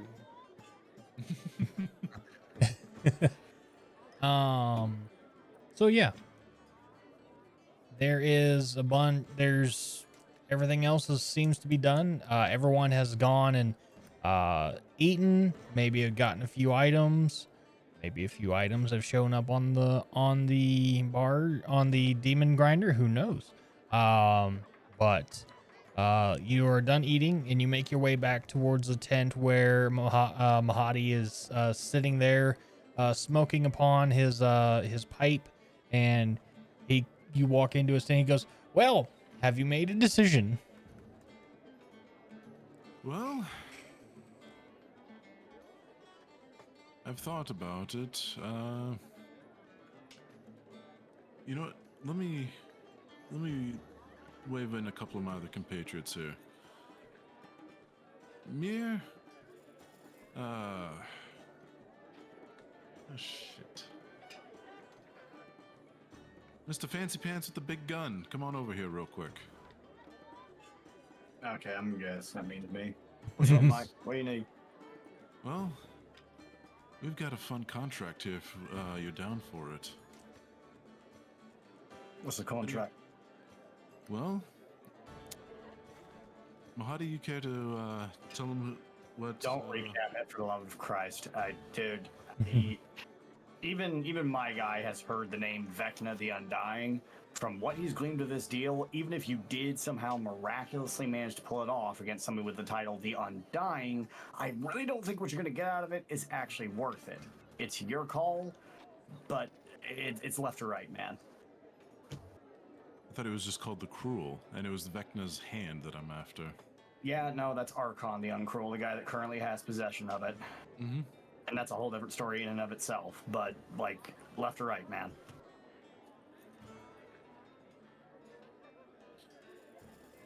Well, we might come back for this ring soon, because I think my compatriots are getting a little antsy. I hear some commotion outside about arrows. Well, the offer still stands. I hope that you have had plenty of time to fix that what you need, and all that. But do feel free to come back at any time. We will. Well, hopefully we will see the portal again. Mm-hmm. Since we have no easy way of getting here. Well, it's always when you least expect it. And with that, he tips, he bows to you, and he goes off into the bazaar, and goes about his business, and the rest of you are ready to head back on to the Has demon. an hour passed? Yes, an hour has roughly an hour has passed. Okay, here you go, Pete. Here's 20 of your fucking bomb arrows. Yay! So you guys are able to go back to the demon Let me just grinder. check that off my fucking sheet. And I assume we were going to head to the what was it? The spawning trees. Yep. Yes. All I think right. so. Yeah, we're going to the Tree of Life. The tree. All right. Let me get you guys over there real quick. All right. Is there's a quick question or magic item question. Does anybody know if there's a such a thing as a magic item that helps with grappling? Can you go out real quick? Helps with grappling. I'm not too sure. Let me check No, here. use that enchanted levitating rope thing. All right. You guys all hop back into the demon grinder and make your way over to the spawning tree. Just inside of Avernus. Are you trying to get a stat buff for grappling, or are you trying to make it do something better? Hold on, dogs are barking. For that, once you make your way there, let me get to the section here so I can read it off to you. Okay. Once you you guys come upon the trees here. Tree-like growths cluster along the shoreline of a lake, bubbling black goo. Each growth is formed from the same ichor as the lake, as it has it writhing, membranous sacs budding from its limbs. 5 bearded fiends heap coal around the trunk of one of the trees as they hurl more coal onto the pyre. 4 of their number cruelly poke and tease the 5th member of their group.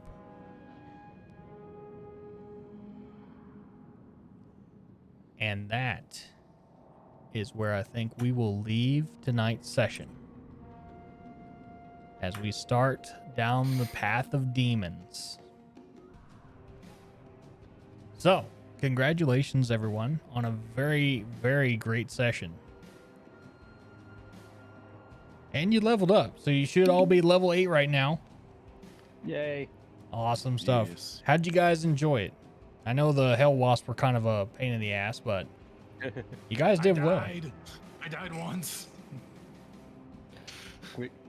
Hey, 3 more levels and I'll be able, and I myself will be able to make soul coins for everything we kill.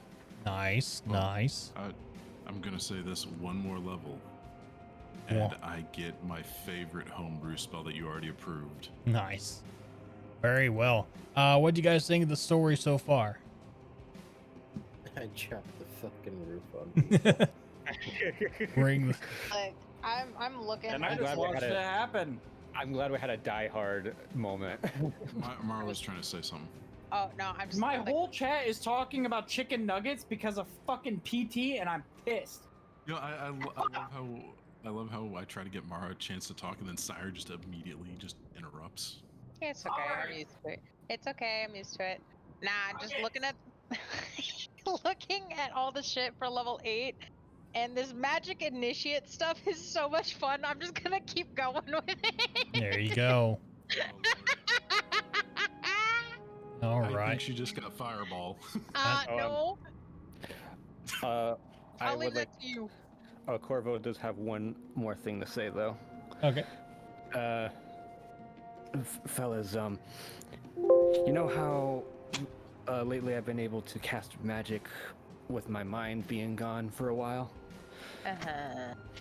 Well, because my mind is back, well, I won't be able to cast as much spells. I think that Featherfall I did was the last Featherfall I can cast. I bonk you on the head with my quarterstaff. Okay. Okay. Just because I want to. I guess don't go falling out of any buildings anytime soon. No more boom boom. But my other powers are back, so. Well, Well, I'm glad you guys all had fun tonight. Hopefully we will have some more, progress in towards the rest of these encounters. Cause from what I gathered and read, we're only maybe almost halfway through chapter 3. We have a bunch of stuff to go through to finish off this chapter. So hopefully within the next, I'd say 2 weeks, if we kick it into high gear, you guys should be probably level 10 by then. cool. Level 20, got it. Yeah. So, with all that, I thank you guys for having me as a DM for tonight. Hopefully you guys had a great time. I know I'm always happy to do these sessions with you guys. So, without that, I will bid you adieu for the night, and I'll be right back. Okay, bye. Hey. I'll also be Okay, I'll see you for a minute. All right. Sounds like a plan. Looks like we had a pretty good night there. Chat, thank you so much for hanging in there with us. Again, awesome raids from Sucky Bun and Big Mac with a high C, Goblin Tuesday as well, and all the follows. Thank you so much. Hopefully you guys enjoyed the story as much as I enjoyed ad-libbing half of it. So thank you so much for being here. It's good to see y'all. Thank you so much. This is the greatest show. Yeah, I know it's not on, but I appreciate it. I appreciate that. Again, none of this is possible without you guys as well. Thank you so much for the resubs, Green Dragon, and Hell on Pause, and the gifted subs from LOL Gamers early on. Hopefully you all are having a great time, especially with all the curses and blessings to the party. You guys seem to be very interested in the party's success and or failure in this adventure. We're going to go ahead and get a raid out here. Let's see. I think we're going to go see our buddy Rev Eldritch. He is playing. Let me get that going here. Get out of there. Yeah, I think he's playing a survival game. Another awesome builder of maps in Dungeon Alchemist, and currently in a Pathfinder 2e game with Dirty Rollers and a few other great dungeon masters as well. So we're going to go ahead and get the raid started for him.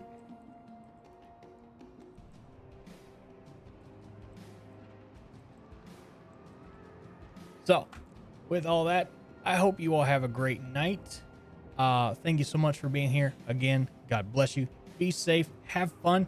We will see you all tomorrow for some golf and some drinking as well. So have a great night. God bless you. Be safe. We'll see you in the next one. Have a good one.